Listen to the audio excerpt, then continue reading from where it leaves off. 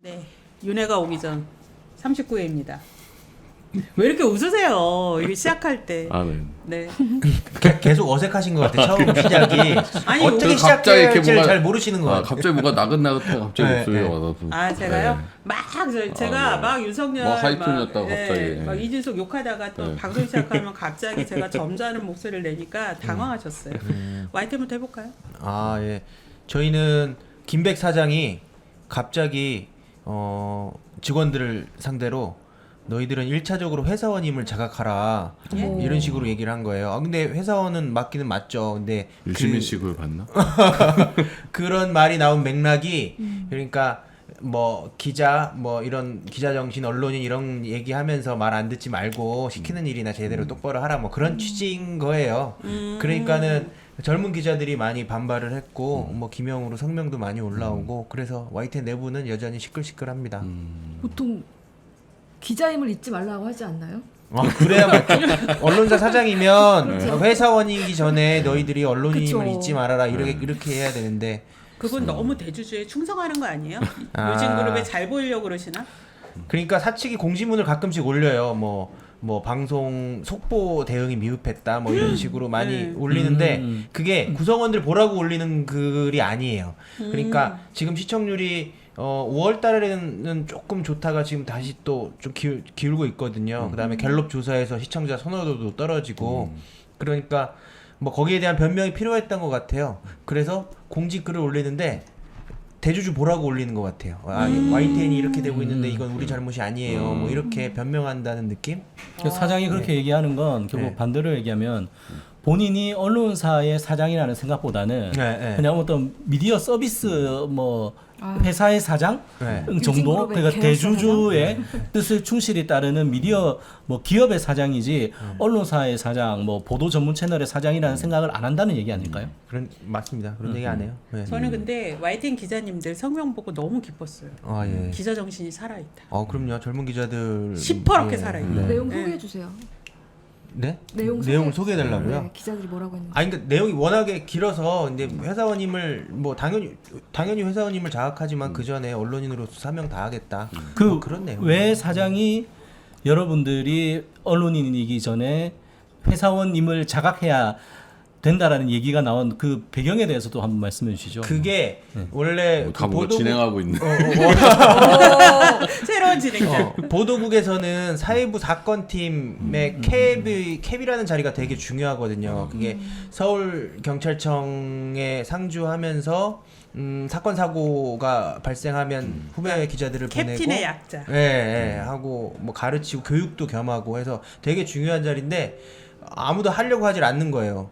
지금 김백 체제 아래서 일하기 싫다는 거죠. 그러니까 회사가 기회 줄 때 잡지 왜 그러냐 뭐 그런 식으로 나오는 거예요. 김백 사장은. 네. 그다음에 뭐 특파원도 선발하고 있는데 지원자가 적고 하니까 본인들 보기에는 이상하고 어이없겠죠. 이렇게 좋은데 본인들은 다 자리 탐해가지고 계속 다니던 사람들이니까 이렇게 젊은 기자들이 이렇게 나오는 거에 대해서 이해가 안 가는 거예요. 그러니까 너희들 회사원인데 기회 줄 때 잡아라 이런 식으로 나오는 캡을 거죠. 지금 발령을 낸 거예요? 지금 캡을 캡이 없애- 비었어요. 공석이에요. 공석이에요. 캡이 공석이고 서로 심지어 안 하려고. 그러니까 기존에 있던 친구가 사퇴를 한 예, 거예요.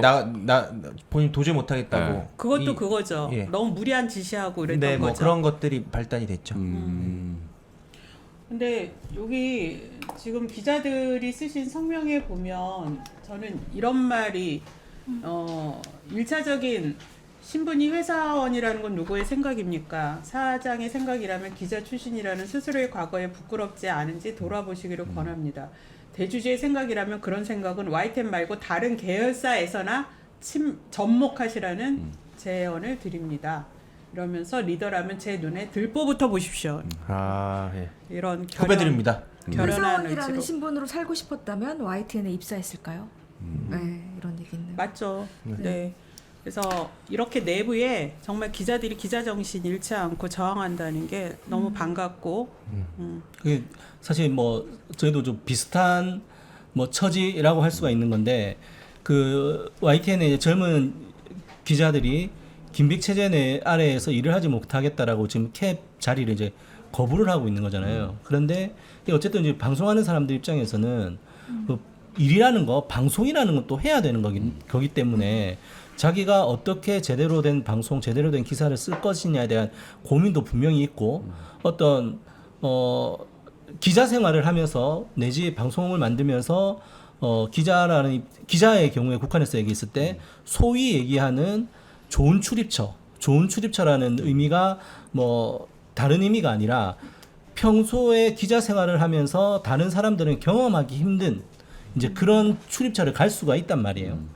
그런데 이제 캡이라는 역할 자체도 이제 각 조직에서도 누구나 할 수 있는 업무가 아닌데 그런 것조차도 지금 하지 않겠다라고 얘기를 하는 거는 사실 그 YTN 그 후배 기자분들이 참 대단하시다라는 생각이 들어요. 예. 네, 사실 언론사에서 캡은 그 사회부의 꽃이라고 불리는 자리예요. 그럼요. 예. 네, 왜냐하면 사회부에서 경찰 출입 기자들이 일선에 정보들을 취합을 하고 또 일차적인 취재여서 이른바 서울시 경찰청 출입 기자인 반장, 대장, 캡틴을 맡는다는 건 사회부 기자 또는 이후에 기자 생활에 있어서 무한한 영광이거든요. 근데 이 자리를 서로 맞지 않으려 한다는 것에 대해서 이렇게 기자들이 이렇게 얘기를 했습니다. 캡을 패싱한 지시. 예. 이건 뭐 내부 시스템 무시한 채 내려 꽂는다는 거죠. 이해할 수 없는 보도 방향. 예. 주체도 알 수 없는 기사 꽂아 넣기. 너무 싫다.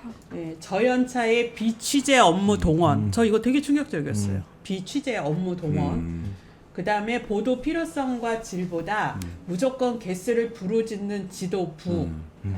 이러니 어느 기자가 캡을 맡겠다 할 것이냐라는 항변입니다. 네. 비취재 TMI. 업무 동원이라는 건 뭐 어떤 일이 있었기 때문에 이런 얘기가 나오는 건가요? 글쎄요, 그건 제가 잘 모르겠네요. 뭐 어디 또막저 술사무 시키고 막 이러는 건 아니죠. 기자들 그건 동원해서 알아볼게요. 예. 아니면 또 광고 따오라 비취재 하고 업무. 그런 건 아니겠죠? 뭐 짐작 가는 건 있는데 제가 말씀드리기가 TMI지만 제가 잠깐 캡을 했었습니다. 2017년 12월부터 1년 동안 캡 했었는데 그 경찰청에도 계시지 않았나요? 아니, 그냥 서울청에만 있었어요. 서울청에만. 경찰청은 안 있었고. 근데 진짜 힘들어요. 그 24시간 계속 사건 사고 터지는 게 언제 어떻게 터지는지를 모르니까 늘상 핸드폰을 이거 손에 놓지를 못하고 뭔가 24시간 대기. 제가 캡 끝나고 제일 좋았던 게 사건 사고를 그냥 관전할 수 있는 거. 사건 사고 일어났구나. 근데 사건 사고 터지면 계속 어떻게 발생하고 누구 어떻게 배치하고 막 이런 것들의 스트레스가 엄청 많지만 그렇더라도 뭔가 캡이 사회부를 전체적으로 뭔가 컨트롤을 하고 사건 사고 사회부 뉴스의 어떤 방향을 잡아가는 그런 좀 보람 같은 것들이 있거든요. 그래서 사실 언론사에서는 되게 중요하게 생각하는 그런 자리인데 거기를 이제 안 맡으려고 한다는 거는 되게 약간 기본적인 것부터 좀 심각한 이게 뭐가 무너지고 있다라는 약간 징표 같아요. 그렇죠. 그러니까 지금 저질 자본에 장악된 그죠? YTN이 지금 이렇게 기자 취재 시스템을 흔들고 있다. 지금 MBC 시경캡이 이기주 기자님 아니세요? 맞아요. 네. 그 슬리퍼 신고 대통령에게 용감한 질문을 했던 그 네네. 기자님. 네. 구두를 신었으면 좋았. 네, 지금 근데 5개 기수 첫 기수 그것만 돌았던 것 같은데 그 이후로 5개 처음에 이제 5개 기수 같이 기자들이 썼던 같이 거였나요? 써서 냈고 그 뒤로도 뭐 지금 계속 올라오고 있습니다. 뭐 개인 성명도 올라오고 뭐 오늘 같은 경우는 저희가 지금 24기까지인데 6기 성명도 올라오고 상당히 뭐 거의 30년 가까이 연차된 분들도 성명을 올리고 그 성명을 우리 시민들이 볼 수 있으면 좋겠어요. 네. 어떻게 볼 수 없을까요? 어떻게 할까요? 좀 공유 좀 해주세요. 알겠습니다. 네, 저희 민원인 넓히 퍼뜨릴게요. 네, 여러분, 네, 예, 언론에 대한 희망을 잃지 마십시오. 네. 심은정님이 언론학사 홍보 오윤혜님에게만 일임하지 마시고 큼트님들도 홍보 좀 하세요. M님 요새 방송 많이 나가시더만. 예. 저 못 봤는데 제가 얼마 전에 장인수 기자 저희 이제 사표 내고 네. 나간 장인수 기자가 저널리스트랑 유튜브 하는데 거기에 이제 나갔었거든요. 근데 저는 방송한다고 못 봤는데 이제 댓글 본 저희 수석 부위원장님이 심은정님이 M님이 홍보 안 한다고 얘기하셨다고 혼났다고 그래서 제가 댓글 봤으면 아니 그러니까 바로 했을 텐데. 계속 기다렸나 보네. 이분들이 어디 갈 때마다 자 큼티님들이 하는 언론아싸 많이 봐주세요 이런 얘기를 안 하세요. 이분들 왼손이 하는 일을 오른손이 모르게 한다고요. 그러면 안 된다고요. 적극 홍보하겠습니다, 심은정님. 네, 이제 심은정님, 네, 이제 장인수 TV까지 다 내일 봐주시고. 뉴스공장 전화 통화할 때. 아 너무 짧아갖고 거기서 내일 뉴스공장 또 나가세요? 나가지 내일 않고 콘서트 전- 홍보하려고. 네. 예. 그래요? 또 한다는. 전화 인터뷰 그러면 잠깐 그렇게 하기로 하셔야죠. 했어요. 내일 언론아싸로 네. 생중계 된다고. 아. 못 오시는 분들 언론아싸로 보시면 된다고. 미션. 그러셔야죠. 오늘 국회에서 기자회견할 때 제가 발언했거든요. 근데 나중에 끝나고 보니까 저한테 보내신 거예요, 톡을. 그거 힘내라. 콘서트 홍보 좀 MBC 해달라고. 힘내라. 홍보해달라고. 본인건 그렇게 챙기고 저는 네. 말씀 안 아니 해도 언론에서도 저희 거 주시고. 네. 제가 말씀 안 해도 다 네네. 준비하고 있었는데. 아, 네. 네. 알겠습니다. 그렇습니다. 네. 저희가 이렇게 YTN이 처음 하니까 10분 동안 YTN 얘기하잖아요. 아, 예, 예. 네. 네. 다음은 TBS. TBS입니까? 네. 네. 지금 저희는 지금 감사 진행 중이에요. 감사합니다. 저희 감사팀이 감사합니다. 지금 지난주에 네. 복직 얘기를 전했잖아요. 네. 이분들 바로 감사 들어갔습니다. 또 다시. 그러니까 네. 해고됐다가 아. 네. 복직된 분들에 대해서 또 다시 감사한다. 네. 아니. 이틀도 안 돼서 다시 감사를 하는데 감사 이유가 일단 감사를 진행하면서 좀 찾는 거예요? 찾는 방식이에요. 이거 아니. 별건 수사도 아니고 검찰에 나올 때까지 뒤지겠다. 대통령은 이런 거예요? 또 다시 거부권이고 음. TBS 사측은 또 다시 감사고. 그렇습니다. 그리고 뭐 민영화 추진했던 직원들 뭐 또 감사한다. 그러니까 지금 감사를 밥 먹듯이 지금 대표가 하고 있고요. 그래서 지금 굉장히 지금 TBS는 무슨 막 그런 감시 사회 같은 느낌이에요. 그러니까 아침에 출퇴근도 꼭 태그하라 막 이러고 뭐 감사가 진행되고 있고 이러다 보니까 그 1984라는 소설이 생각날 정도로 뭔가 예, 서로가 서로를 좀 감시하고 막 이런 상황이라 너무 여러분 약간 앞에 구조조정. 윤혜님이 네. 예, 왔다 갔다 하고 계십니다. 구조조정 생각하고 하는 건가요? 아니요 네. 안 나왔어요 윤혜님. 아니 그렇죠? 근데 월급도 제대로 안 나오고 힘든데 서로 힘든데 좀 그러게 서로 말입니다. 네? 그러니까 더 힘이 빠지는 도와줘야지. 거예요. 왜 네. 감사를 해요? T님 TVN 드라마 홍보하시나요? 감사합니다. 맞아 드라마라고 드라마 네. 하잖아요. 최근에 시작한 새 드라마의 제목이 감사합니다. 아, 네. 그 감사들의 세계를 그린. 땡큐 아니고. 아니 그 감사 말고 이렇게 정말 마지막에 그- 드라마를 못 보시는군요. MBC를 지키기 네. 위해서. 네, 그다음 KBS 기각. TBS 자료 요청 쇄도 이런 거 있는데. 오 그러네요. 얼마 국회에서. 전에 그 과방위 모 의원께서 저희한테 만약에 과방위 언론 장악 그 관련된 국정수사를 한다면 누굴 부르면 좋겠냐라고 물어보시더라고요. 오세훈 서울시장 세워달라. 아 그분은 당연히 했습니다. 서야죠. 그럼요. 네. 그분은 뭐 일빠따니 첫 순서 아닙니까? 그래서 어쨌든 간에 21대 국회보다는 22대 국회의원들께서 TBS에 대한 국정조사에 대한 의지가 되게 강하다는 걸 다시 한번 확인하는 계기였습니다. 네. 국정조사에서 TBS 탄압의 진실이 실체가 드러나게, 반드시 밝혀졌으면 네, 좋겠습니다. 반드시 밝혀지길 바라겠습니다. 그러니까 회사도 자꾸 이사회 뭐 감사 이런 거 하지 말고 이거 어떻게 회사 그러니까요. 살릴 살릴 것인가 건데. 이거를 사장이 고민하고 서울시 찾아가고 그렇죠. 서울시 의회 만나서 이거 어떻게 빨리 연장시키고 다시 정상화시킬까 이걸 고민해야 될 사람들이 자꾸 내부로 자꾸 지원들 더 피곤하고. 맞습니다. 뭐 어떻게든 축소해가지고 어떻게든 팔아 먹겠다 이 심정 아니고서는 이렇게 안 될 텐데요. 그러니까요. 망해가는 어떤 방송사에 들어와서 권력 투쟁을 하고 있는 그런 모양새인 것 같아서 되게 씁쓸하더라고요. 네. 물론 제가 꼭 살리겠습니다. TBS 네. 망하지 않도록. 파이팅. 네, 송지연 전사의 의지였습니다. 네, 다음 KBS 기각 어떤 소식일까요? 네. 저희가 낙하산 박민 사장이 들어오면서 여러 가지 했던 일련의 행동들과 관련해 가지고 여러 가지 좀 법률 대응을 했죠. 그런데 그게 계속 좀 그 좋지 않은 결과가 나오고 있어 가지고 내부적으로는 조금 힘이 빠지는 상황인데 이번 지난주에 이제 처음 이제 나왔던 게 저희들이 박민 사장이 취임을 하면서 저희 단체 협약에 보면은 저희들이 제작 자율성을 지키고 그리고 임명 동의제 이런 것들을 이제 단체 협약에 규정이 되어 있어서 이 단체 협약을 지키라라는 가처분을 넣었었는데 그게 1심 법원에서 당사자 능력이 없어서 각하가 되었고 그걸 항고심을 해서 고법에 갔는데 고법에서도 또 각하가 됐습니다. 예. 적격 문제. 여전히 이제 적격성 당사자가 능력이 없다라는 문제였는데 이걸 두고 어떤 분이 그렇게 얘기하시더라고요. 야, 이 사측이 결국은 어쨌든 승소를 하기 위해서 그 법률 대리인이 논리를 짠 것이겠지만 야, 이 회사가 조합을 대상으로 당사자 능력을 물고 늘어지는 거는 그분 표현으로는 야, 동업자 정신이 없다. 예, 동업자라는 의미가 좀 다른 의미로 저는 얘기하면은 받아들이면 조합에 대한 기본적인 존중이 없다라는 의미로 저는 받아들였어요. 그러니까 이게 뭐 자기가 사측이 한 것이 맞는지 안 맞는지 이것을 이제 법원의 판단을 받아보자 이렇게 가야 되는데 아니 너는 그런 거를 제기할 능력조차 없어라고 얘기를 하는 거는 결국 사측이 조합을 어떤 회사 경영의 파트너라든지 회사 운영을 하는 동반자로 생각하지 않는 것 아니냐라는 라고 이제 지적을 해주시더라고요. 저 그 말이 정말 맞다라는 생각을 좀 했고요. 그리고 이번 주 월요일에는 저는 이제 세종의 또 중앙노동위원회를 다녀왔는데 사장이 취임을 하면서 진행자를 바꾸고 프로그램을 일방적으로 폐지하고 앵커 교체하고 이런 것들은 이제 기본적으로 제작 자율성을 침해를 했고 이것도 이제 단협에 있는 내용이고요.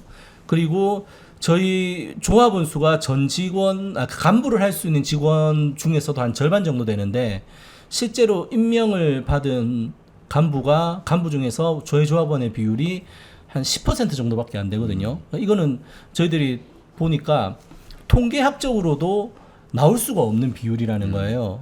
그런데도 불구하고 이제 이런 것들은 어떻게 보면은 부당노동, 조합 차별로 인한 부당노동 행위에 해당하는 거기 때문에 이런 부분 내용 관련해서 진호위에도 부당노동 행위로 넣었는데 기각됐고 그래서 이제 재심으로 중노위에 갔는데 또 기각이 됐어요. 이게 보면 저희들 그래서 이제 노동위원회, 노동부가 얼마나 이 언론 사업장, 방송 사업장에 대한 이해가 있는 것인지에 대한 근본적인 좀 의문이 들더라고요. 어쩔 수 없이 우리나라 노동관계법이라는 것이 기본적으로 생산을 직접적으로 하는 생산직에 좀 맞춰져 있어서 그런지 그러다 보니까 노조법에도 저희 방송사업장 같은 편성규약을 위반했다라든지 이런 조항들에 대한 처벌 조항이 없지 않습니까? 그래서 이런 부분들을 좀 국정감사라든지 이건 국회 환노위에서도 좀 다뤄줘야 될 부분이다. 네. 그래서 너무 다른 일반적인 사업장의 기준으로 언론사를 보고 있으니까는 저희들의 문제들이 좀 제대로 다루어지지 않는 것 같다 이런 생각이 들더라고요. 되게 이런 결과가 나오면 되게 힘 빠지거든요, 솔직히. 그렇죠. 네, 뭐 법원 판결이라든지 네. 노동위원회 네. 결정이라든지. 왜냐면 이거 하나 잡고 가는 건데 이게 딱 나왔을 때 굉장히 그래서 이게 이번에도 씁쓸해요. 저번에 단서가 붙었었잖아요. 실제 뭐 각하가 아니더라도 내용을 살펴본다 하더라도 뭐 임명도의자 다툼의 여지가 있고 이번에 그런 표현은 이번에는 없었어요. 그냥 깔끔하게 그냥 당사자 가까웠어요. 능력이 없어서라고만 나왔고 이제 중노위 그 판정서는 일단 좀 받아봐야지 세부적으로 좀 어떤 식으로 판단했는지는 알 수 있을 것 같은데 일단 판정서를 아직 받지 못한 상황이라서 그건 또 좀 봐야 될 것 같습니다. 네. MBC는 살아있다. 바쁘다. 진짜 바쁘시죠. 지금 내일입니다. 바로. 방금도 단톡방에 네. 링크 올리셨어요. 방송 안 하시고. 이 중에 아니 이 링크 언론화사 링크 지금 올리고 있는 거예요. 지금. 언론화사 링크 올리는 거예요. 지금 엄청 홍보하고 있는 그렇구나. 거예요. 왜 지금 그러세요? 홍보 안 한다고 네. 심은정님한테 혼나고 네, 지금 언론화사. 방마다 지금 언론화사 지금 네. 올리고 있어요. 그리고 많이들 좀 봐주세요. 저희 지금 언론화사 댓글에 내일 저희 힘내라 요 MBC 많이 오라고 네. 아주 친절하게 올리신 분이 있는데 네. 제가 이거 MBC 분 아닌가? 아 그래요? 잘 올리고 있네요. 네, 잘 누군지 올리고 모르겠지만. 있습니다. 네, 바로 내일이죠. 네. 준비 잘 되고 있으세요? 이제 준비는 마쳤고요. 이제 네. 얼마나 많은 시민들이 모여 주시냐. 그래서 저희 상암 광장이 꽤 넓어요. 많이 넓어요. 네, 꽤 넓어서 정말 시민분들 많이 와주셔야 되고 진짜 지금 광장입니다. 네. 오늘 이 언론화사 보고 계신 분들은 내일 다 양손에 가족 손 잡고 이게 프로그램이 되게 약간 다채롭고 저희가 준비하다 보니까 저희가 봐도 되게 알차네 하다 싶을 정도로 잘 짜여져 있어요. 그래서 일부는 박찬대 원내대표, 조국 대표, 최진봉 교수, 우리 오윤예님, 그다음에 이상민 크리에이터, 성대모사 잘하는 거기 이제 이선영 저희 아나운서 사회로 토크쇼가 진행이 되고 토크쇼 끝나면 우리 오윤예님이 저번에도 말씀드렸지만 노래를 본인이 이제 가수였다는 것을 보여줄 수 있는 예. 네. 노래를 이제 준비를 하고 계시고 정말 중요한 건 우리 컴티님들 실물로 만나실 수 있습니다. 그렇죠. 우리 네, 우리 큼티 컴티님들. 동지분들도 무대 위에 올라와서 인사를 하고 이제 뭐 내부 구성원들 또 외부의 시민들 응원 메시지 그다음에 2부에는 오직 목소리, 박창근, 노라조 이런 가수분들이 직접 나서 주셔서 이제 문화 공연 형태로 펼쳐져서 사실 지인이나 끝난다. 친구분들 끝난다. 네 이따 다시 얘기 드리겠습니다. 그리고 윤혜님과 함께 시작할.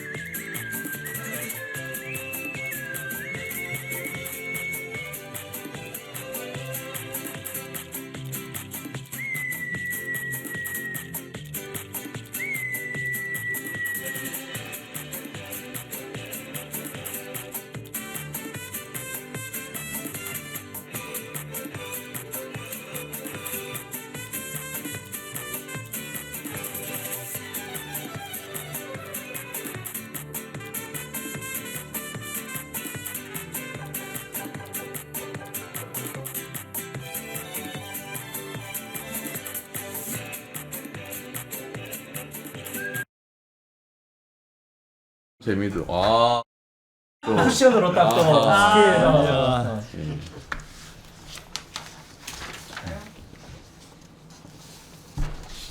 안녕하십니까. 시민의 언론이 아니죠. 시민이 죄송합니다. 시민이 언론의 인싸가 되는 그날까지 언론화사 시작합니다. 저는 오윤혜고요.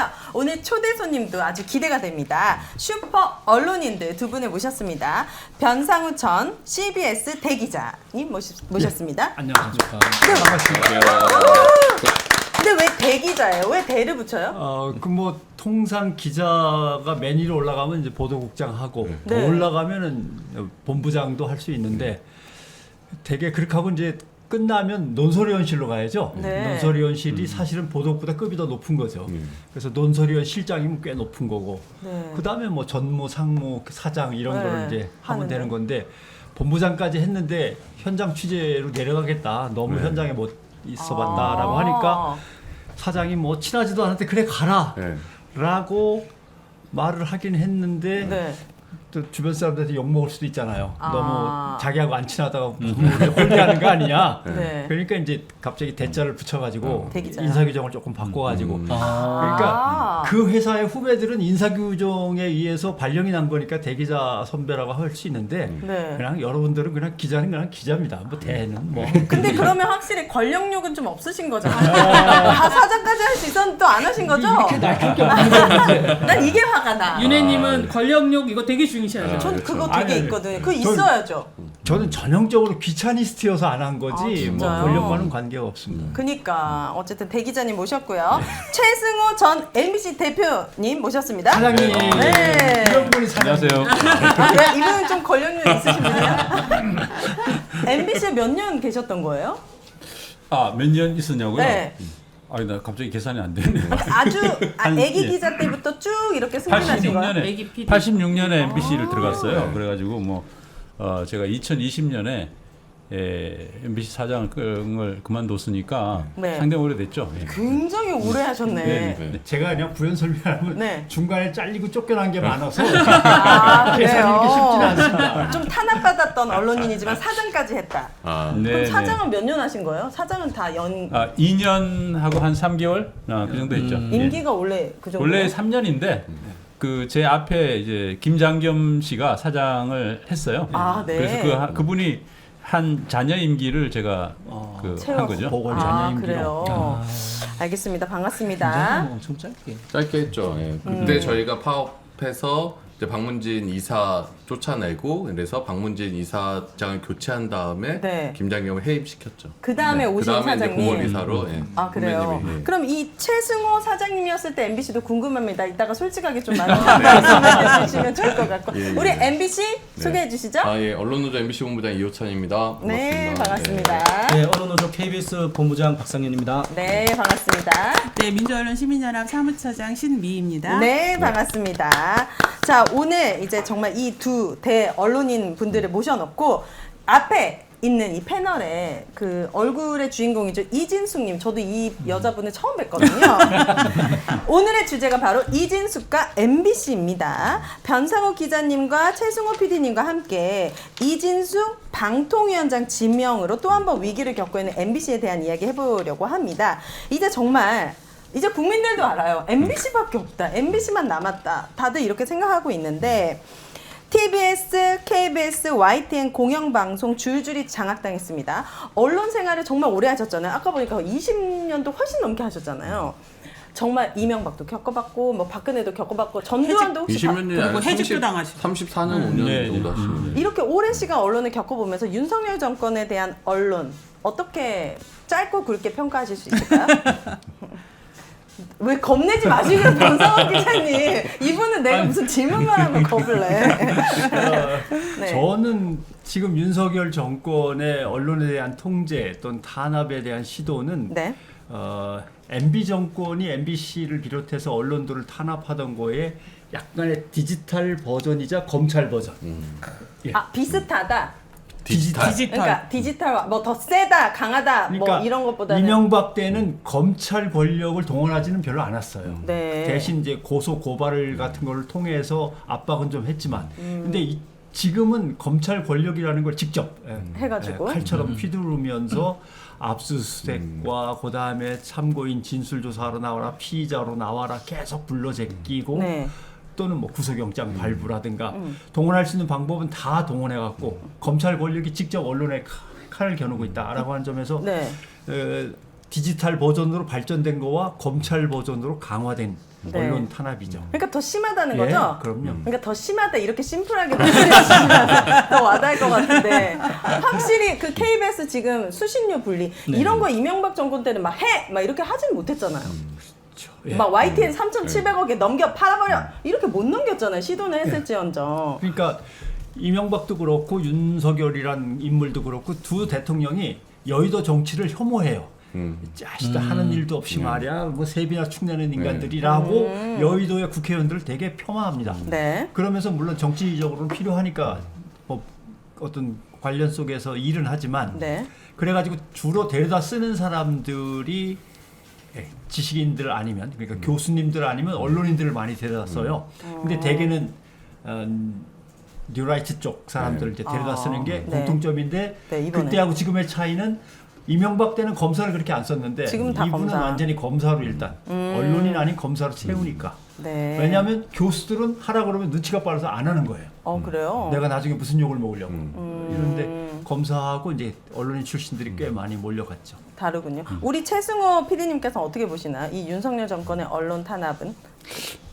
그 제가 보면은 저 이명박 씨 때 굉장히 놀랐었거든요. 어떻게 이런 저는 뭐 거의 이제 그 이명박 대통령이 되더라도 네. 사실은 이제 MBC는 괜찮을 것이다. 왜냐하면 우리는 그동안 굉장히 그 많이 쌓아온 어떤 그런 그 언론 자유의 투쟁의 어떤 그 역사가 있었기 때문에 괜찮을 거다라고 생각을 했는데 이명박이 그걸 한 1년 만에 깨더라고요. 그걸 보고 굉장히 놀랐어요. 네. 근데 윤석열 씨는 그보다도 더 이렇게 압축 성장 네. 굉장히 말하자면 그 스피드. 시간을 굉장히 줄여가지고 네. 그 해버리는 거예요. 그게 굉장히 그 어떻게 보면은 이명박 때 그러니까 이거 자기 측근에 이명박 그 저기 저 사수인들이 많잖아요. 이동관을 비롯해가지고 그런 그 하수인들이 이명박 시대를 겪으면서 자기네들이 그때 당시에 미처 제대로 하지 못했다라고 생각하는 그 반성에서 나오는 어떤 그런 그 새로운 기법으로 더 강하게 더 무장해서. 더 빨리 이렇게 장악을 해버리려고 하는 네. 그런 각종 그 아주 굉장히 무리한 방법들이 동원되고 있다. 약간 예. 빌런이 진화한 느낌이군요. 진화한 정확하게. 거죠. 예, 네. 예. 진화한 거고 네. 좀 더 좀 뇌가 없어졌달까? 좀 논리도 없고 굉장히 무식한 네. 그런 밀어붙임 네. 이런 것들이 어떤 노골적으로 분이 느껴지는. 댓글로 그런 얘기 나눠주셨어요. 인간과 좀비가 싸우는 것 같다. 윤석열 정부와 국민의 어떤 대치가. 지금 굉장히 네. 사실은 지지도가 낮잖아요. 네. 네. 지지도가 낮고 지지도가 낮은 것 중에는 여러 가지 요인들이 있겠지만은 네. 제가 볼 때는 이 언론을 이런 식으로 무리하게 KBS를 한번 그렇게 했고 또 MBC를 이렇게 하는 거는 상당히 아마 국민들에게는 아마 상당히 충격적인 느낌이고 윤석열 씨에 대한 어떤 그런 이미지를 상당히 좋지 않게 고정시키는 효과가 충분히 있을 거라고 생각하거든요. 네. 근데 이제 그럼에도 불구하고 그냥 이제 밀어붙이는 거죠. 네. MBC를 만약에 잡으면은 지지도가 올라가나? 근데 그런 면에서 어떻게 보면은 참 불가능한 어떻게 보면 지지도를 올리려 그러면은 오히려 다른 일을 지금 해야 그렇죠. 되는데 네, 그렇죠. 엉뚱하게 지금 네. MBC를 붙잡고 이러고 있으니 그러니까 보면 예를 들면 이동관 네. 이든 간에 대개 MB 때 언론 탄압을 했던 사람들을 다시 불러서 지금 재활용하고 있단 그쵸. 말이죠. 재활용. 네. 그러니까 업그레이드가 될 수밖에 없는 게 그때 뭔가 우리가 뭐를 하려고 하다 실수했거나 뭘 못했던 것들. 부족했지라고 하는 건데 네. 이번에 이제 새로 취임 초부터 등원한 게 좌파 프레임인 거예요.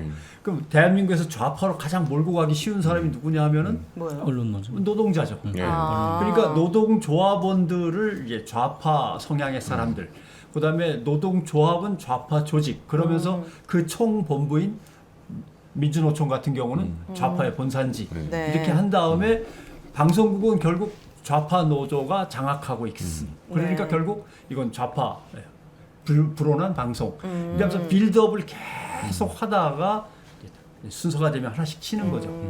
그런 점에서 업그레이드된 버전인 거죠. 또 그 사람들이 과거에 자기가 다 못한 한을 또 나와서 푸는 거죠. 뭐 여기 있는 사람도 마찬가지고 다 그런 거죠. 그리고 좌파가 근데 나쁜 건가요? 그 좌파 프레임이 여론에는 어떻게 이렇게 인식이 되길래 그 프레임으로 빌드업을 하는 거예요? 그 거부감이 있어요? 그게 대중들은? 색깔론에서 연장이죠. 그러니까 좌파에서 좌우의 이념 약간 이런 나이보다는 예전에 빨갱이부터 오는 그냥 레드 그럼- 컴플렉스를 불러일으키는 걸로 좌파를 이용하는 그럼 거죠. 우파는 괜찮아요? 우파 노조 위원들이 뭉쳤다. 네. 우파 프레임은 또 괜찮은 거예요? 자기들은 그게 괜찮다고 생각하나 봐요. 그래서 예전에는 좌파, 우파 이렇게 잘 안 불렀던 안 것 불렀죠. 같은데 네. 의식적으로 어느 순간 자기들은 우파고 여긴 좌파다. 이렇게 프레이밍을 하면서 우파가 더 유리하다고 보는 것 같고 자기들 입장에서 그렇게 그리고 가르는구나. 다 이념으로 나눠버리는 맞아요. 거예요. 좌우로. 네. 그러니까 우리는 우리 스스로에 대해서 어디 가서 이야기를 할 때 우리가 좌파다 이런 얘기는 안 그렇죠. 하잖아요. 보수라고 얘기하고 그런 다니고. 얘기는 안 하는데 그 사람들은 이렇게 보면은 네. 우파를 꼭 우파라고 이야기를 해요. 우파라고 이야기를 하고 이 정도의 성향이면은 중도에서 개혁적 성향을 가진 그쵸. 사람들일 뿐입니다. 네. 네. 그렇죠. 저쪽에서는 그냥 무조건 다 좌파. 네. 그렇군요. 아니면 친북 네. 또는 친중국 네. 성향 뭐 이런 친북이요? 식으로 네. 그러니까 본인들 편이 아니면 그냥 편을 갈라버리는 예, 거예요. 얼른 갈라버리는 게 그렇군요. 제일 낫죠. 그러니까 자. 오른쪽에서 보면 다 왼쪽에 있는 거니까 그쵸, 그쵸. 그런 거죠. 네. 오늘은 확실히 우파 쪽인데 뭐 아, 옷 그렇죠. 색깔까지 네. 준비했 아니 국민의힘 이분은 항상 빨간색 입는 거 예. 아시잖아요. 그러니까요. 국민의힘과 함께하는 색깔이 있는 분들도 입고 다니는데. 그러니까요. 왜 몰라주는 MBC가 건지. 지금까지 버틴 것도 기적이라고 할 만큼 네. 사실은 바이든 날리면부터 시작해서 전용기 탑승 불허하고 뉴스룸 압수수색 시도했고요. 또 선방심위가 표적 심의로 지금 벌점이 얼마나 많습니까? 그런데 KBS와 MBC 모두 법원이 운명을 딱 쥐고 있습니다. 이 법원이 어떤 지금 그거 하셨고 고발? 뭘 기다리고 있는 거죠? 어떤 답변을? 지금은 MBC 같은 경우는 뭘 기다리고 있는 건 아니고 네. 예, 지금 예를 들어 2인 방통위에서 이 사진을 결정 임명을 내용을. 강행한다든지 뭐 또 행위가 있으면 뭐 법적 대응도 이런 거 검토하고 있어요. 그래서 네. 아직까지는 뭐 지금 뭐 법적 대응을 바로 시작하고 있는 건 아니고요. 근데 네. 그러니까 지난번에 윤석열이 아니죠. 이동관 예, 예. 체제 때 공영방송 이사들을 강제로 해임을 했어요. 네. 또 이사장을 해임하려고 네. 했죠. 그랬는데 KBS 이사장은 가처분 인용이 안 됐어요. 어. 행정법원에서. 네네. 그리고 박문진의 건대선 이사장은 행정법원에서 가처분 인용하면서 이거 부당하다. 그 다음에 또 김기중 이사도 부당하다. 그래서 현재 이사진 구조가 MBC는 박문진이 유지가 됐고 네. KBS는 여야 추천 구조가 무너졌어요. 저는 이러면서 이번에도 네. 이진숙이 임명되고 나서 뭐 바이든 날리면 예를 들면서 뭐 이게 정부 장악이 됐으면은 이렇게 할 수 있었겠냐 뭐 이런 이야기를 하잖아요. 그러니까 정부가 언론 장악이라고 하는데 장악됐으면 이런 보도들이 나왔겠냐. 그럼 마치 자기들이 장악 시도를 안 했던 것처럼 자기들이 박문진 이사장 교체하려고 이사진 했다가. 교체하려고 하다가 법원이 제동을 걸어서 네. MBC를 장악을 못하고 못했던 방심위 선방심위로 표적징계 돌린 거잖아요. 네. 그런 앞뒤 맥락이 있는데 전혀 태연하게 이 정권이 방송 예. 장악했으면 이런 일이 벌어졌겠냐라고. 그러니까 MBC는 다행히도 네. 박문진의 강제 해임 시도가 법원에서 제동이 걸렸고 KBS는 법원에서 인용을 안 해줬고 왜요? 어떤 게 부족했나? 그게 KBS는 뭐- 대통령이 직접 맞아요. 그러니까 임명하는 이게 여러 가지 구조고요. 이유가 있는데 MBC 는 재판부의 문제일 수도 있고 그렇죠. 다른 재판부고 법원이 다르니까 재판부의 문제일 수도 있고 KBS 이사장은 대통령이 임명과 해임을 하는데 박문진은 방통위원장이 하거든요. 네. 그러니까 그 무게에 있어서의 차이일 수도 있다. 차이도 작용했다. 예, 이렇게 그래서 보죠. 이제 예. 저희 같은 경우에는 이사장이 바뀌니까는 이사회가 이제 부부적으로 개편이 되면서 사장이 해임되고 네. 그렇게 하면서 이제 낙하산 박민 사장이 들어와서 지금 이 상황이 된 것이고 네. MBC 같은 경우에는 그래도 권태선 이사장이 법원에서 이제 박문진 이사장을 방통위가 해임하려 했지만 안 돼라고 한 바람에 지금 이사회가 유지가 되면서 사장이 바뀌지 않고 지금까지 버틸 수 있었던 거였죠. 그래서 이런 MBC와 KBS의 차이를 만든 게 법원이다. 그렇군요. 이제 그 얘기를 하는 거죠. 지금 KBS 사장 박민 임기가 12월까지라고 예. 들었는데 만약 연임을 하게 될 경우에 네. KBS 내부 구성원들은 사실 버틸 힘이 되게 힘든 상황일 텐데 내부 분위기가 궁금합니다. 일단 많은 사람들이 뭐 저희도 여러 가지 얘기가 있지만은 최근에 박민 사장이 보여준 행태에 너무 많은 실망을 했고 사실 뭐 내부적으로는 그런 것도 있었어요. 박민 사장이 대통령의 술친구라고 하니 이제 KBS의 가장 큰 위기가 수신료니까 네. 박민 사장이 오면은 수신료 위기를 해결하지 않을까? 뭔가 좀 우리를 안정화시켜 주겠지라고 기대를 한 사람들도 있었는데 뭐 저희들은 언론 노조 KBS 본부는 절대 아니다. 그럴 리가 없다라고 생각을 했죠, 저희들은. 네. 근데 뭐 저희 예상대로 전혀 그런 것이 없었고 오히려 와서 그런 기대를 했던 구성원들마저 실망을 많이 시키고 있어서 네. 많은 사람들이 연임을 해서는 안 된다라고 얘기를 하고 있습니다. 근데 이제 저희도 이제 이 사회가 지금 바뀌는 상황이고 했을 때 과연 박민 사장이 한다라고 하면 네. 내부에서 이제 좀 더 이 부분에 대해서 많은 목소리들이 나오겠죠. 그러니까 대통령과 친하면 뭔가 유리한 정책을 펼칠 수 있겠다 이런 기대를 했다는 거죠. 근데 네. 그게 VIP가 어떤 VIP냐가 다른 것 같아요. VIP 1이냐 2냐. 그게 일단 내부의 문제를 공영방송 KBS의 문제를 대통령과 친한 사람이 와서 해결을 할 수 있을 거라고 기대하는 생각하고 것 자체가- 기대하는 것 자체가 잘못됐던 그렇죠. 거죠. 네. 통상 이제 대한민국의 권력이 성격상 진보 정권일 때와 보수 정권일 때 차이가 나는데 진보 정권은 언론을 전체를 하나의 시스템으로 보면서 이 시스템이 잘 돌아가나를 생각을 해요. 그래서 잘 안 돌아간다고 생각하면 개선하려고 그러죠. 예를 들면 김대중 대통령 같으면 언론사 세무조사 한 번씩 쫙 해봅시다. 너무 해먹는 게 많은 것 같아. 이런 식으로 나온다든가. 노무현 대통령 같으면 언론 선진화 방안 가지고 기자실 문제부터 기자단 문제를 갖다 조정하고 정당하게 취재하고 정당하게 보도했으면 좋겠다라는 쪽으로 바꾸려다가 이제 진보 보수 언론 할 것 없이 다 들고 일어났던 것이고. 그다음에 예를 들면 문재인 대통령 같으면 언론에 피해를 입었으면 한 3배는 갚아줘야지 몇 년 동안 재판해갖고 내꼬마치 돌려받으면 뭐하냐. 그래서 손해적 징벌적 손해배상. 손해배상. 다 이런 언론 식으로 입법법. 전체 언론을 놓고 이제 접근하고 이러니까 언론 전체가 반발하는데 보수 정권은 이걸 갈라치기를 한단 말이죠. 무조건 우리 편. 한 대 쥐어 박으면 우리 편. 네. 떡 하나 주면 가만히 있을 친구들. 그다음에 영 말 안 듣는 뭐 MBC 오마이뉴스 등등등. 뉴스타파. 뉴스타파 네. 등등. 이런 식으로 해서 통계 보셨어요? 어떤 통계요? 문화체육부 그 저- 홍보 예산이 MBC는 100% 삭감. 정부 광고, 정부 광고. 정부 광고, 문체부 정부 광고. TV조선은 TV조선인가 급증. 조선일보는 33% 인상? 네. 그렇게 돼 있던데. 예. 작년엔 절반으로 줄었다 이런 기사였는데 이제 100% 100% 삭감. 줄었다. 다 없어졌어요. 없어졌어요.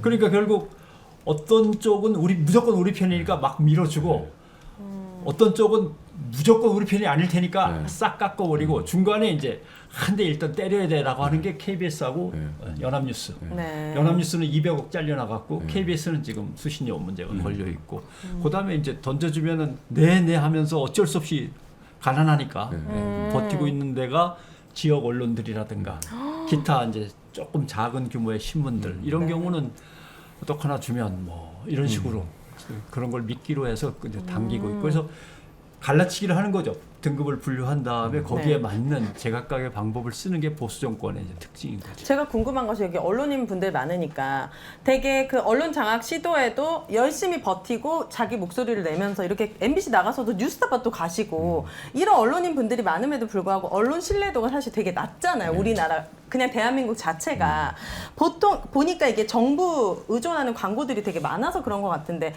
다른 외국도 이렇게 언론사와 정부가 광고가 직접적으로 연결이 되어 있어서 이런 식으로 주는 이런 시스템이 많이 있습니까? 잘하실 것 같은데. 궁금한데. 그 상당히 심오한 질문. 대본에 없는 질문인데 아, 제가 네. 궁금해서 심오한 좀- 질문인데 네. 글쎄요. 제가 거기까지는 잘 모르겠어요. 그런데 네. 이제 그 해외 같은 경우에 이제 공영방송들 같은 경우에는 이제 직접적으로 수신료를 이렇게 국민들이 내는 네. 그런 시스템이 있고 프랑스 같은 경우는 그 수신료가 아니고 공영방송들도 광고로 이렇게 하는데 거기도 아마 정부가 어느 정도는 그 예산 지원이나 이런 걸 네. 통해 가지고 하지 않을까 그런 생각은 드네요. 근데 제가 사실 자신 있게 말씀드릴 수 있는 근데 부분은 이렇게 근데 이 정부 너무 대놓고 하는 것 아, 같아요. 근데 이렇게 정부 광고가 이렇게 한국처럼 아예 이렇게 특정 언론에다 편중되고 이런 현상은 이게 대한민국이 아마 매우 이례적으로 높을 거예요. 그러니까 미국 같은 경우가 좀 대표적인 케이스로 언론과 정부 권력은 완전히 거리를 둬야 한다는 입장이었거든요. 네. 언론이 다 죽어가도 정부가 돈 한 푼 보태면 안 돼. 근데 이제 바뀐 거예요. 왜냐하면 지역 언론이 다 무너져갖고 지역의 신문도 발행이 안 되고 방송도 나오질 않아요. 근데 신문도 안 나오고 방송도 안 나오는데 그 사람들이 주의회 주지사를 뽑아야죠, 하원의원 뽑아야죠, 상원의원 뽑아야죠, 대통령 뽑아야 되잖아요. 네. 민주주의 자체가 형성이 안 되는 거예요.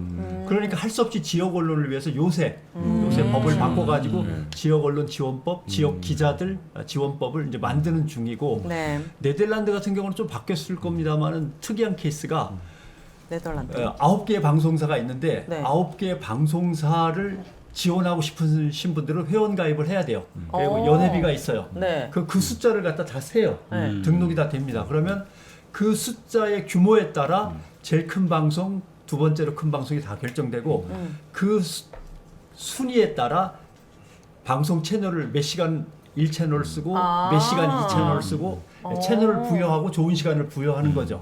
물론 KBS 같은 공영방송은 따로. 따로 있고 오. 그래서 공영방송 큰 거 하나와 9개의 방송사가 각각의 시간, 채널은 3개밖에 없으니까 하나씩 우와, 나눠가지고 신기하네. 시간을 쪼개서 막 쓰는데 그 쪼개는 근거는 그 언론사를, 방송사를 얼마나 많은 국민이 신뢰하고 직접 회비를 납부해서 지지하느냐 이걸 가지고 결정을 합니다. 네덜란드는 그러면 언론 신뢰도가 높은 나라에 속해요? 유럽- 상당히 높은 편이죠. 유럽 전반은 유럽에서는 우리보다는 훨씬 언론에 대한 높죠. 신뢰도가 높죠. 예. 그렇군요. 이 전반적인 시스템을 바꾸지 않으면은 저는 어떤 정부가 들어서든 언론은 너무 매력적인 매력적인 무기거든요. 탄압을 시도할 거라고 봅니다. 권력이 갖고 싶어 하기도 하고. 당연하죠. 그래서 기본적인 좀 시스템이 바뀌었으면 좋겠다라는 바람을 가져보고 자 적폐 언론인이자 주요 보직의 하마평에 늘 오르던 그 인물입니다. 이진숙님께서 결국 방통위원장 후보로 지명이 됐습니다. 청문회 합니까?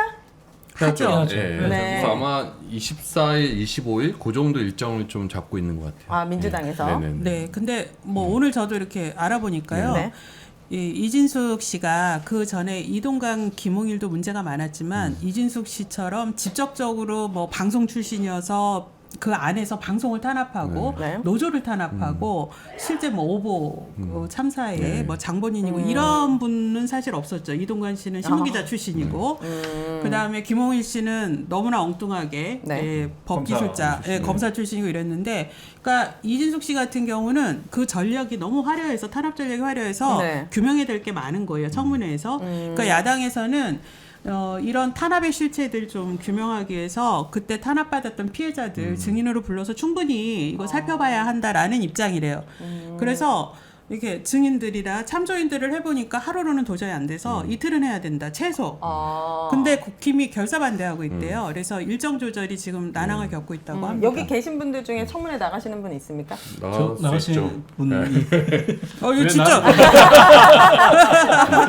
다들 나를 보는 직접적인 피해 피해자 중에 당사자. 아 그래요? 네. 이진숙님과 어떤 관계가 있죠? 이진숙 씨가 이제 사실은 제 동기예요. 네. 입사 동기요? 86년에 저 같이 입사를 했어요. 그 이진숙 씨는 기자로 입사를 했고 저는 이제 PD로 입사를 했고. 네. 그런데 이제 그래서 이제 각각 이제 일을 열심히 했죠. 그러다가 이제 노조 활동도 뭐 열심히 하고 그러다가 이제 결정적으로 김재철 씨 오고 난 뒤에 그 친구는 그 길로 가고 네. 저는 이 길로 오고 이렇게 해가지고 나중에 이제 저를 해고할 때 제가 이제 2012년에 저를 해고했잖아요. 제가 해고 당했는 거는 아시죠? 모르실 것 같아요. 방금 알았습니다. 네. 사장도 해고를 당할 수 있어요? 아니 그 당시에는 PD. 정말 재밌다. 정말 그때는 재밌다. 내가 사장이 되기 전이에요. 네. 해고가 됐기 때문에 사장이 됐어요. 정말 재밌다. 근데 네. 이제 그래서 이제 제가 이제 좀 밉보였죠. 그래가지고 이제 김재철 사장이 저를 이제 해고를 시켰는데 그 인사위원회에 이제 이진숙 씨가 제 동기이면서 그 당시 그 기획조정 그 본부장으로서 인사위원이었어요. 와. 그러니까 이제 사측. 좀 밉기도 하지만은 사실은 이제 아무리 그래도 동기 아닙니까? 네. 동기인데 이제 동기를 해고하는 네. 그 일을 한 거죠. 그러면 무슨 프로 뭐 PD 수첩 이런 거 하신 분이에요? 네. 예. 유명한 PD 수첩에 저는 유린이 이제 PD 수첩에 아주 유명한 가장 분이세요. 핵심적인. 네. 그러니까 옛날에 PD 좀 했어요. 좀 잘릴만 하셨네. 눈에 그러니까 들으셨겠네. 지금 정확히 치면은 김태호와 나영석을 합친 사람이야. 그 당시. 그렇게 하니까 좀 네. 아는구나. 그건 아니고 하여튼 뭐 MB 틀린 설명이 아닌 것 같은데. PD 수첩의 이명박 제보. 대통령도 PD 수첩 되게 싫어했다고 했잖아요. 그래서 그게 잘려야 이제 되니까요. 최승호 선배 때문에 그런 거예요. 아 그러면 몇 년 동안 잘리시고 복직하신 거예요? 2012년에 잘려가지고 2017 2017년 12월 달에 5년 동안 복직했어요. 백수셨던 거예요? 예. 그럼 뭐 하셨어요? 아니 5년 뉴스타파를 했죠. 아, 예.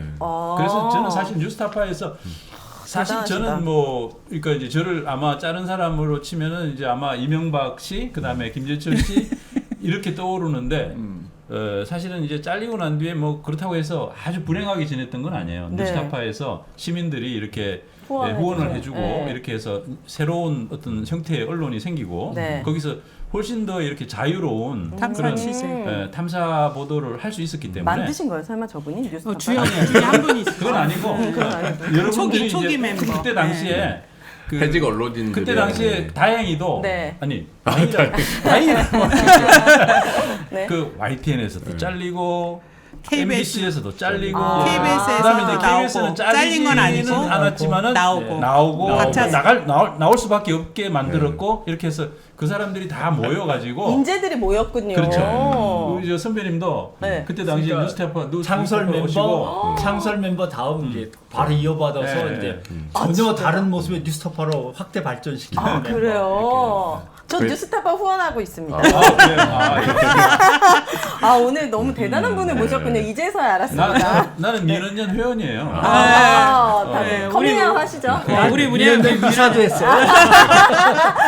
대단한 분들이 모셨습니다. 최승호 선배 네. 해고가 얼마나 문제냐면 그때 당시에 이제 백종문이라는 이제 부사장까지 한 네. 이제 사람이 있었는데 그 오랜만에 사람이 듣네, 백종문. 인터넷 언론 기자랑 통화한 게 이제 녹취록으로 나중에 저희가 민영화 공개가 됐는데 아니 그 민영화 말고 아니요? 그때 그 기자랑 얘기하면서 박성재 최승호는 증거가 없는데 해고시켰다. 라고 자기가 이야기했어요. 그러니까 진짜요? 이제 시사교양 쪽에 PD 쪽에 그냥 뭔가 대선배, 그다음에 그러니까 이제 보도국에 이제 박성재 선배 이 두 사람은 네. 그냥 싫은 거예요. 이 두 그만큼 이쪽에서 네, 이쪽에서 눈밖에 나니까 저기는 아무 해고 사유가 없는데 네. 그냥 해고했다. 그럼 살아서 돌아와라 소송에서. 그러니까 최승호 대표가 자꾸 헷갈리는 게 그 네. 둘이 차례대로 사장을 했어. MBC로 돌아가서. 아 진짜 아니 그러면은 최승호 그러니까 님께서 다행이라는 얘기가 사장으로 복귀하셨을 때 이 이진숙을 탁 보내면 되잖아요.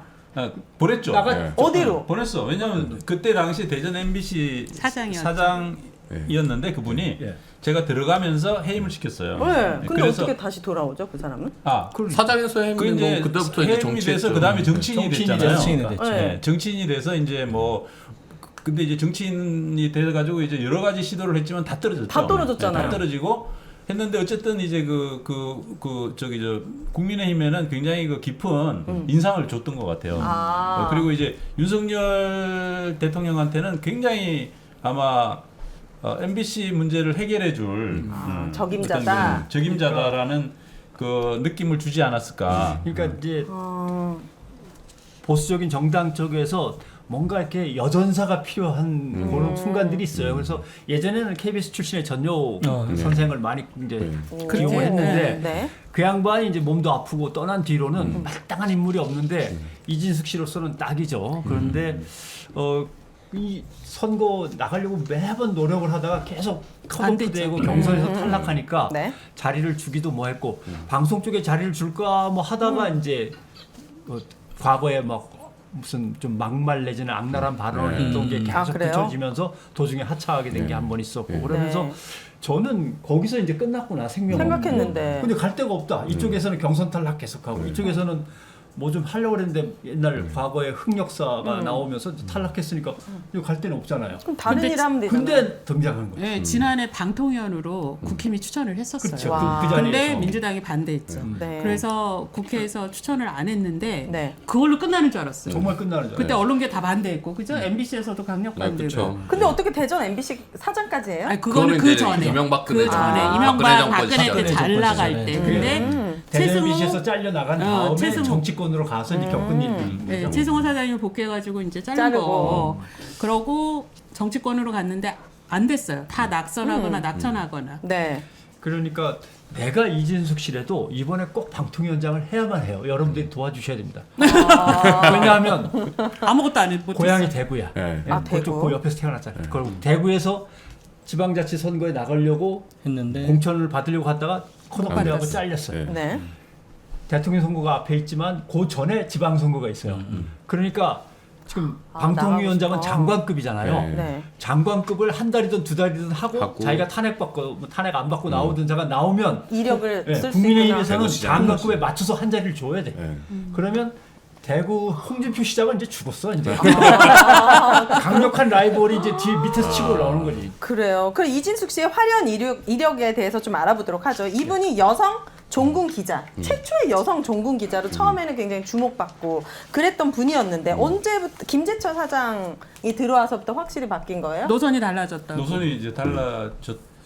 글쎄, 그러니까 저는 저 같은 아마 우리 이호찬 본부장이 더 잘할지도 몰라요. 이호찬 본부장은 이제 보도국에서 저기 선후배 관계로 기자 선배로 아, 이제 진짜요? 좀 지냈나요? 어떤가요? 조금 지냈는데 이렇게 같이 막 저는 이제 사회부에서 한창 어린 연차고 이진숙 기자는 뭐 국제부나 이런 쪽으로 있는 상황이어서 같이 일은 못 해봤어요. 그래서 저도 사실 이진숙을 경험한 건 김재철 시대에 이제 뭐 파업하고 투쟁하고 이럴 오케이, 때부터 오케이. 이제 오케이. 알기 시작한 거라서. 그럼 네. 내가 더 잘 알겠다. 예, 예. 네.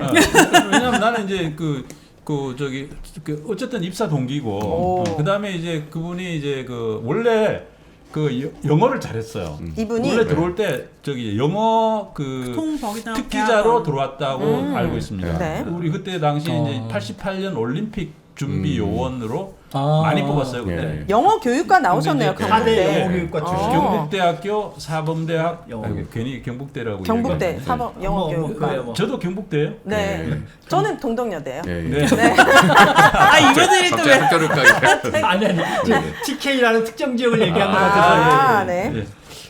저도 뭐 대구고. 네, 전 광주고. 예. 네. 네. 그러니까 이제 그런데 이제 그분 같은 경우에는 뭐 기자 생활을 이렇게 하면서 제가 이렇게 그 보면은 뭐 나름 열심히 했다고 생각을 해요. 그리고 네. 이제 그 뭐야 저 뭐 그때 우리 노조가 MBC 노조가 굉장히 파업을 많이 했습니다. 맞아, 기억나요. 공정방송의 시스템을 만들기 위해서 와. 사측과 굉장히 많이 싸웠거든요. 네. 92년에 굉장히 큰 파업을 했어요. 그 당시까지 아마 최장기 파업이었는데 52일 파업인가 그때 손석희 선배 잡혀가던 그 파업인가요? 그렇죠. 손석희 선배 잡혀. 손석희 선배가 이렇게 수갑 네, 차고. 수갑 차고 아. 가는 장면이 네. 사진이 있는 그 92년. 그 파업이었는데 네. 그 당시에 그 이진숙 씨가 선봉대로서 단식 투쟁을 했습니다. 아, 그래서 이제 아, 단식을 뭐 처음에 몇십 명이 시작해가지고 마지막에 3명이 남았대요. 그 중에 한 명이 이진숙 씨였어요. 아, 언론의 자유를 지키고 그렇죠. 싶어서. 언론 자유를 오. 위한 어떤 그 시스템을 만들어야 된다. 근데 뭐 이런 분이 왜 이렇게 어떻게 이렇게 되지? 공정방송 뭐 그 협의회 이런 걸 갖다 강화시켜야 되고 이런 걸 그 당시에 요구 조건으로 내건 파업이었거든요. 네. 그래서 결국은 그 파업에서 이제 성공을 했습니다. 예. 그랬는데 이제 그 사람이 그때 어떻게 보면 자기도 기여해서 만들어 놓은 그 시스템을 네. 나중에 이제 김재철 씨가 오고 난 뒤에 국장이 되고 본부장이 되더니 이 자기 스스로 파괴하는 그런 아. 일을 한 거죠. 그 정말 달콤했나 보네요. 그 권력욕이. 그래서 박성재 전 사장이 재판에서인가 뭐 이렇게 봤을 때 이진수 변호인한테 왜 이렇게 달라졌냐고 했더니 세계관이 달라졌다고 자기가 세계관이 바뀌었다 뭐 이런 식으로 자기가 진술을 했다고 하는 거. 바그다드 좀 갔다 오고 아니 폭탄 근데 터지는 거 보더니 세계관이 바뀌었다. 이진숙 씨가 사실 저희가 민원연이 지금은 이제 운영 안 하고 있지만 언론학교라는 프로그램이 있었어요. 네. 91년도 시작을 해서 음. 저희가 2000년대 초반까지 시민 강좌로는 유명했거든요. 거기 정말 진보적이고 개혁적인 분들 이제 네. 이런 분들이 강사로 오셨어요. 네. 근데 초기에 이진숙 씨가 언론학교 강사였어요. 인기 강사. 음. 제가 직접 섭외했습니다. 아. 왜냐하면 그 당시만 해도 여성 기자가 이렇게 도드라지게 활동하는 그럼요. 경우가 네. 없었고요. 네. 특히 이제 종군 기자로 여기 이라크 바그다드입니다. 딱 그 완전히 국민들에게 딱 각인되던 시절. 희망받는. 네, 그래서 오셔가지고 뭐 언론 자유, 특히 그 당시만 해도 여성 기자들이 성차별 많이 받던 시절이거든요. 네, 이런 성평등 예, 인식 또 마인드도 당시에 네. 진보적이었거든요. 음. 그래서 이진숙 씨가 언제부터 이렇게 됐죠라는 질문을 정말 궁금한 사람 중에 한 분. 근데 그 질문을 저는 너무 많이 받았는데 지금도 계속 반복된다는 게 약간 좀 안타까워요. 이 사람이 변한 건 너무 오래됐어요. 그러니까 종군 기자하고 이런 건 90년대 초반 이야기고 이 사람이 2008년 이후 이제 김재철 사장, 엄경 2008년? 사장 물러나고 김재철 사장으로 바뀌면서부터 김재철 편에 선 사람이거든요. 그럼 그렇게 산 세월만 해도 벌써 15년, 16년이 그 넘어요. 세월이 훨씬 더 길네. 훨씬 더 길어요. 근데 사람들은 이제 TV에 나왔던 그 이미지만 생각을 해서 그렇지 네. 이미 변절해서 다른 길을 가기 시작한 건 너무 오래돼. 근데 그분이 저기 뭡니까? 김재철 씨에 의해서 이렇게 딱 발탁이 됐을 때 MBC 상황은 어떤 상황이었느냐면은 김재철 씨에 대해서 MBC 내부에 그래도 좀 정상적이라고 할 수 있는 사람들은 다 반대했어요 김재철에 대해서. 네. 왜냐하면 너무 그 이명박의 하수인이라는 게 너무 분명한 사람이고 네. 하기 때문에 다 반대했거든요. 특히 보도국 안에 있었던 그 우리 그 옛날에 그 신경민 선배부터 시작해가지고 쫙 그렇죠. 뭡니까 기명으로 자기 이름을 네. 성명서에다가 쓰면서 반대하는 성명서를 냈어요. 네. 그러니까 간부로 쓸만한 사람들은 다 반대한 거야. 그 당시에. 그러니까 이제 김재철 입장에서는 자기가 이제 간부 인사를 해야 되는데 간부 인사를 하려니까 그 성명서에 이름 있는 사람들은 다 빼고 다 빼고 이제 하다 보니까 이제 이진숙 씨가 어떻게 보면은 남은 거예요? 굉장히 이제 눈에 띄었던 것 같아요. 근데 그때 당시에 이제 그분이 이제 중책을 맡기 시작을 했죠. 그리고 정책협력부장인가부터 네. 아마 했을 것 같은데 네. 그러고 네. 바로 이제 홍보국장하고 홍보국장을 하고 그다음에 본부장하고 이렇게 하면서 네. 근데 보여줬던 그런 그 모습이나 이런 것들은 마치 오랫동안 마음의 준비를 한 것 같은 그런 모습이었어요. 어떤 그 회의를 한다거나 네. 자기가 갈등이 있다거나 이런 게 아니고 굉장히 그 자연스러운 네. 예를 들면 이제 뭐 제가 2010년에 4대강 수심 6m의 비밀이라는 그 4대강 사업이 사실은 대운하 사업이다 하는 내용의 그 방송을 만들었단 말이에요. 네. 그리고 이제 그거를 이제 방송을 내려고 하는데 김재철 사장이 저보고 그걸 그 시사하자고 갖고 와라. 네. 내가 보고 괜찮으면 방송하고 뭐 이런 식으로 이야기를 해서 네. 제가 이제 시사 못한다. 라고 이제 이야기를 했어요. 그것도 그 뭐야 저 경영진이 간섭하지 못하게 한 것도 그렇죠. 사실은 이제 그 저 이진숙 씨도 같이 했던 그 싸워서 공정방송 만들어낸 파업을 통해서 만들어낸 시스템이었어요. 네. 사장이 근데 이제- 프로그램에 개입하지 못하도록. 네. 근데 이제 그 뒤에 그 김재철 씨가 이사회를 열어가지고 불방을 시켜버렸거든요. 오. 네, 불방을 시켰는데 그 불방을 한 것에 대해서 이진숙 홍보국장이 굉장히 자연스럽고 참 정말 참 그 뭐랄까 능숙하게. 유창하게 어떻게 보면은 김재철을 위한 그 홍보하는 그런 모습들을 제가 봤어요. 대변인. 마치 제가 만든 프로그램에 무슨 큰 하자가 있어가지고 불방을 시킨 것처럼. 네. 그래서 하자가 고쳐지면은 뭐 언제라도 뭐 방송이 된다는 등 뭐 이런 이야기를 하고. 근데 사실은 아무런 문제가 없었던. 그럼 방송이 프로그램이거든요. 됐어요 나중에? 일주일 뒤에. 일주일 뒤에? 방송이 됐습니다. 아. 결국은 이제 굉장히 많은 반발이 일어났었고 그 당시에 이제 환경단체들을 비롯해가지고 시민들도 촛불 시위도 하고 네. 이렇게 해서 일주일 뒤에 또 그리고 그 내용을 조금 고쳤어요 그 친구들이 고쳐서 방송을 했었죠. 예. 그렇군요. 그러니까 그때만 해도 막 내부에서 항의하고 싸우고 하면 일주일 뒤라도 방송을 했던 거죠. 근데 이 사람도 이제 업그레이드가 돼서 아예 그냥 프로그램을 그렇죠. 없애버리고 네. 다 쫓아내 버리고 그치, 이렇게 바뀌는 거죠. 그 당시에는 그 방송을 못 나가도록 한다라는 것은 엄청난 사태였어요. 그쵸. 예. 그래서 그거는 뭐 굉장히 큰 사태였고 하기 때문에 네. 시민들도 굉장히 그 MBC 앞에 다 다 오셔가지고 모여서. 여의도 MBC 앞에 촛불 와서 들고. 촛불 들고 그러니까 모이시고 87년에 전두환을 끌어내는 동력이 아직 사회에 남아 있었거든요. 네. 그래갖고 자유와 민주라고 하는 새로운 언론 체제를 구축해 가는데 방송을 못 내보내게 하고 방송 현업자들을 탄압해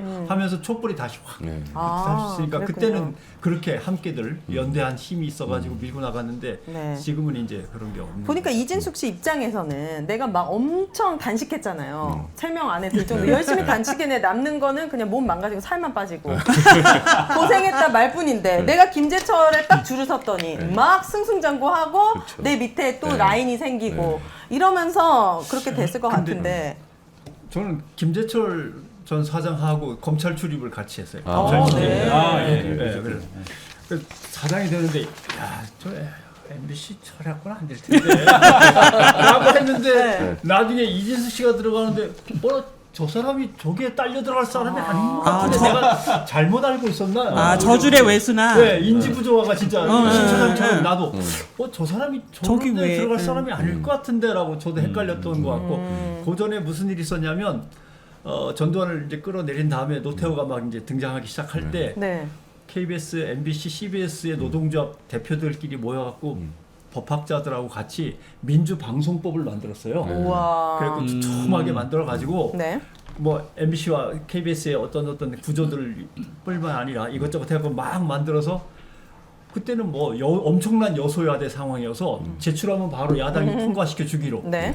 그런데 갑자기 3당 합당이 벌어진 거예요. 오. 그 야당하던 사람들이 전부 다 여당으로 건너간 거예요 다음날. 어머. 그랬죠. 그리고 이게 휴지증이 된 거예요. 그래갖고서 이제 그걸 하던 사람들은 뿔뿔이 흩어져서 좀 피해 다니고 하는데 그 다음에 이제 KBS, MBC는 그래도 우리는 추진하겠다고 하면서 새로운 민주 방송을 위해서 이제 하다가 이제 다 아까 얘기한 잡혀가는 일이 벌어지고 네. 그 다음에 그게 이제 꺾이면서 이제 새로운 인물들이 새로운 시대가 열리는데 그 시대는 민주화 이런 거 외쳤다가는 잡혀 들어가는 시대고 뭔가 우리도 새로운 각자 도생의 길을 찾아야 되는 거 아니야 하는 이제 뭔가 흑화되는 어떤 발화점이 있었던 것 이명박 같아요. 시기예요 이때가? 그때는 노태우의 막판으로 가는 거죠. 너무 옛날 얘기네. 우리 지금 현대사. 지금 잠깐만.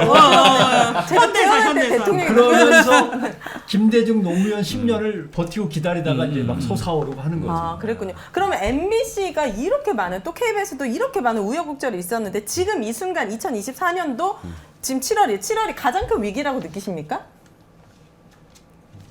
가장 큰 위기죠. 지금이 7, 8월 해서 그게 이제 어쨌든 이명박근혜 정권 시절에 그렇게 고통받고 싸워서 결국 그러니까 지켜냈는데. 정권을 다시 되찾고 네. MBC 사장 이제 최성원 선배가 이제 사장 되는 MBC가 되면서 이제 정상화의 길을 계속 걸으면서 그것도 처음엔 사실 우여곡절도 많고 시행착오도 되게 많았어요. 그래서 선배님도 처음에 이제 사장 될 때는 되게 큰 각오로 하셨을 텐데 막상 사장 하시고 나니까 여러 군데서 막 사고도 나고 처음에 힘들었거든요. 그런 거 이제 한 해, 두 해 지나면서 내부 구성원들도 다시 실력이 쌓여서 그리고 국민들 신뢰도도 하나하나 올라가다가 네. 이제 MBC가 다시 전 국민의 사랑받는 방송으로 만들어졌는데 네. 이게 이제 8월 이후 다시 뒤바뀔 수 있다고 하니까 내부 구성원들이나 뭐 허탈감, 분노 그렇죠. 이런 게 상당히 크죠. 자, 이진숙님의 이력을 좀 알아봅니다. 적폐 언론인의 이름을 올릴 수밖에 없었던 사건들이 아주 많은데 가장 대표적인 게 세월호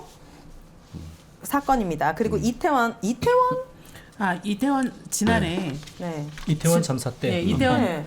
본인 얼마 전에, SNS에 그 이태원 그러니까 참사는 대통령이 이태원 참사가 좌파 언론들이 선동해서. 사람들이 모이게 선동을 해서 뭐 기획된 거다라는 얘기를 했는데 네. 똑같은 인식을 드러냈던 거예요. SNS에 올렸었죠. 맞아요. 네, 그런 발언 기획된 거다. 뭐 젊은이들을 불러냈다. 특정 언론이. 그리고 노동 탄압 전력이 참 화려하다고 하는데 어떤 게 있죠?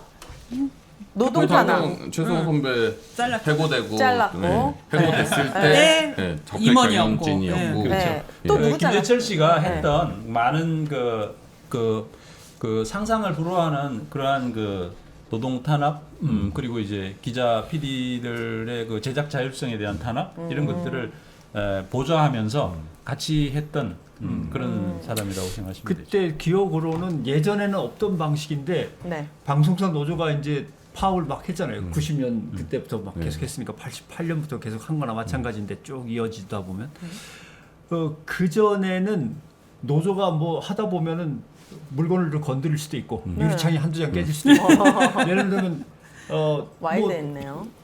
투쟁하다 보면 제 시간에 제 자리에 앉아 있지 않을 때도 네, 있죠. 그렇죠. 그런 걸 다 체킹해서 이제 고소 고발로 네. 간다든가 노조에게 손해배상 소송을 갖다 해서 돈을 갖다 확 네. 몰린다든가 가압류 예, 많이 가압류 하고. 해가지고 노조 물건들을 못 쓰게 한다든가 이제 교묘한 방법들이 그때부터 네. 이제 시작이 되죠. 네. 네. 근데 그때는 그래도 윤석열 때처럼 검찰이 직접 들어와서 압수수색해가고 이런 건 아니었지만 나름대로 온갖 방법을 갖다 짜내던 시절이니까 그때도 상당히 업그레이드 되던 시절인 거죠. 그때 김재철 사장이 뭐 이렇게 그때 박문지 이사장이 뭐 청와대 가서 조인트 맞고 인사했다 뭐 이런 식의 폭로를 해갖고 이제 김재철 사장이 되게 위기에 놓이기도 하고 네. 이 사람이 이제 법인카드를 2년 동안 7억 한도 2년 동안 7억이요? 그러니까 한동안 도대체 얼마인지 모르겠는데 와. 한동안 없네. 최수원 선배 사장일 때 그렇게 못 쓰셨을 텐데 아니 그 10만 원 썼다고 난리치잖아요. 와 그죠? 7억이요? 그래서 이제 그런 법인카드 사용 내역들이 내부로부터 이제 폭로가 됐어요. 그렇게 하니까 이 사람들이 이 정보 유출을 찾겠다라고 스파이웨어 악성 프로그램을 이제 만든 거예요. 네. 만들어서 이 정보 콘텐츠 실장이 이렇게 하면 정보 보안을 할 수 있습니다 하고 뭐 이진수, 안광한 이런 당시 경영진들한테 보고를 한 거죠. 네. 보고를 했는데 그 프로그램이 뭐냐면 프로그램을 이렇게 그룹웨어 우리 사내 프로그램 쓰는 거 있죠. 그룹웨어에 들어가면 자동으로 이제 그 프로그램이 깔리는 거고 네. 이 프로그램에서 이걸 프로그램이 깔리면 여기서 외부로 뭔가 프로그램 전송하거나 하면 다 기록이 회사가 나와요. 다 이걸 볼 수 있는 거예요. 그래서 실제 노동조합의 내부 문건들을 대량 회사가 살펴봤던 되는. 거죠. 그래서 이게 이제 문제가 되고 해서 법원에서 2016년에 확정 판결을 해서 불법 행위에 의한 손해배상 책임 여기에 이진숙도 이런 책임 불법 있다. 행위를 방조한 그 혐의로 손해배상 책임을 같이 받은 사람이에요. 7억 뱉어내라고 하세요. 7억은 이제 김재철이 쓴 거니까. 근데 그런 김재철이요? 김재철을 옹호했던 사람이죠. 계속 예, 앞장서. 옹호하면서 이제 네. 당시에 이렇게 프로그램 통해 가지고 기자나 이렇게 노조원들의 동선이나 이런 정보들을 다 불법으로 들여다본 건데 그거를 임원으로서 알고 있었을 거 아니에요. 근데 방조한 거죠.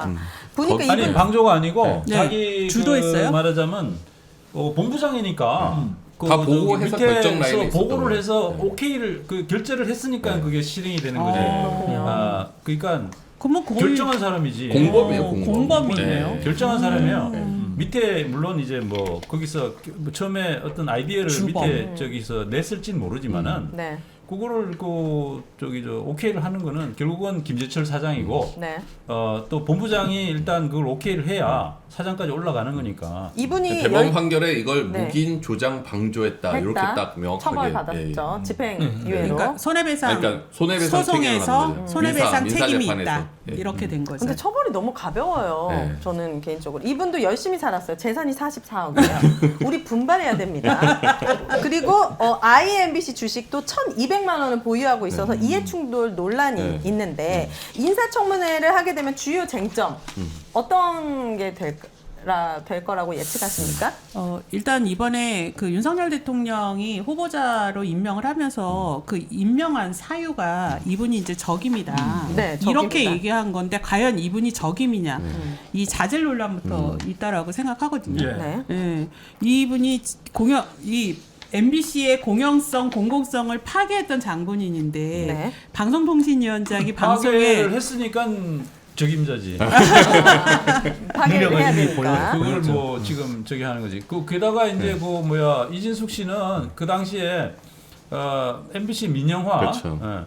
그거를 한번 시도를 했던 사람이기 때문에 아마 그 점이 상당히 그 고려가 되지 않았을까 하는 그런 생각도 드네요. 그래서 이진숙 씨가 이런 여러 가지 흠결이라고 할 수 있는 부분에도 불구하고 정부가 이진숙을 방통위원장으로 임명한 건 결국 MBC를 민영화시키려는 것 아니냐라는 네. 얘기가 그래서 나오는 거죠. 좀 공개 협박이다라고 생각해요. MBC 너희들 말 안 들으면 정말 이진숙이 2012년에 민영 음모 꾸미다가 적발됐는데 12년 만에 다시 복귀하는 거잖아요. 그러니까 MBC 정말 민영화할 수 있다라는 거를 공개적으로 협박하는 거 아닌가. YTN 맨날 뭐 팔 거야 그러더니 못 팔았는데 네. 이번에 진짜 팔듯이. 팔았어요. 네. 뭐 MBC 민영화 지난번에 말만 한 것 같지 이번엔 진짜 이렇게 협박을 하는 거겠죠. 윤 대통령이 인사청문 요청서에다가 이진숙을 행동하는 언론이에요.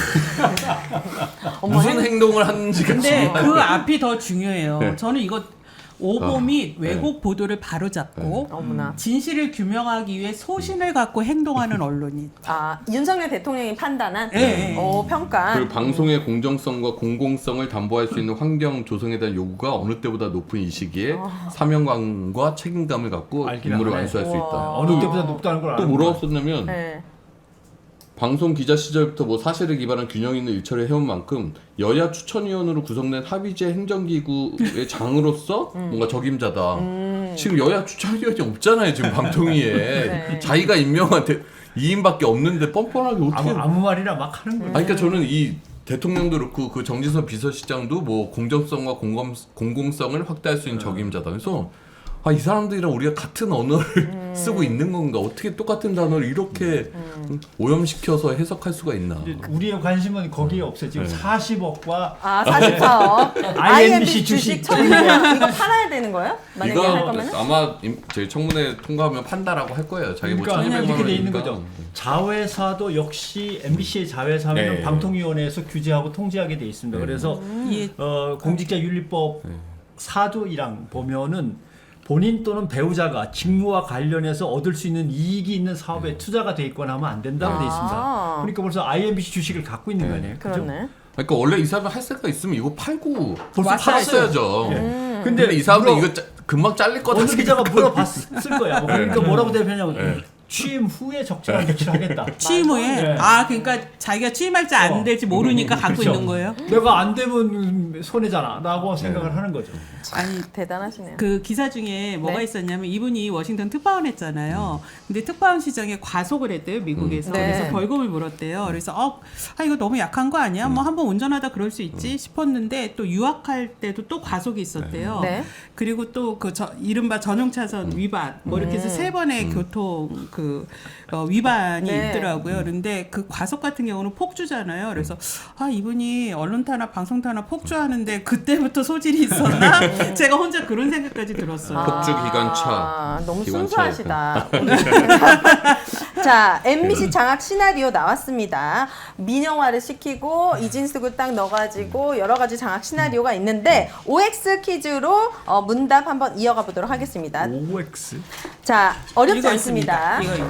이거. 우리 들어주세요. 이 두 분은 질문을 잘 이해를 못하셔가지고 아, 네. 저희가 대기실에서 질문을 설명을 해드렸거든요. 자, 첫 번째 질문입니다. 이진숙은 8월 12일 전에 탄핵이 될 것이라고 생각한다. 탄핵이 될 거라고 생각하면 O, 아니다, 버틸 것이다, X. 우리 처자님만 오고 나머지는 그 전에 탄핵되지 않는다. 이유를 어떻게 생각하시는 거예요? 왜요? 그러면 일단 위원장으로 취임을 하면 무슨 일인가를 저질러야 됐는데 네. 저지른 다음에 그걸 가지고 탄핵을 문제 삼고 여당과 야당이 운영위원회를 모여 소집해가지고 거기서 다시 탄핵을 할 국회의 회의 날짜를 잡고 하다 보면 8월 12일은 너무 이르다. 한 달밖에 안 남았어요. 시기가 너무 이르다. 왜 8월 12일이죠, 근데?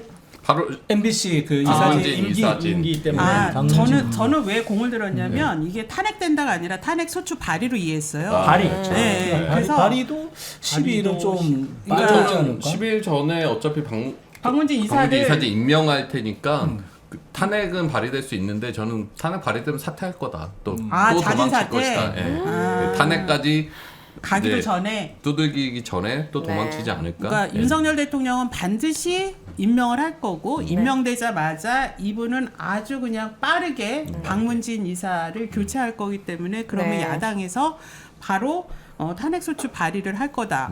근데 탄핵소추 발의 소식이 오기 전에 바로 또 자진 사퇴할 거다. 그럼 바꿔야겠네요. 자, 두 번째 질문입니다. 방송법이죠. 방송법, 방송사법. 이거 통과 어렵다. 22대 국회에서도 통과 안 될 것이다. 하나, 둘, 셋.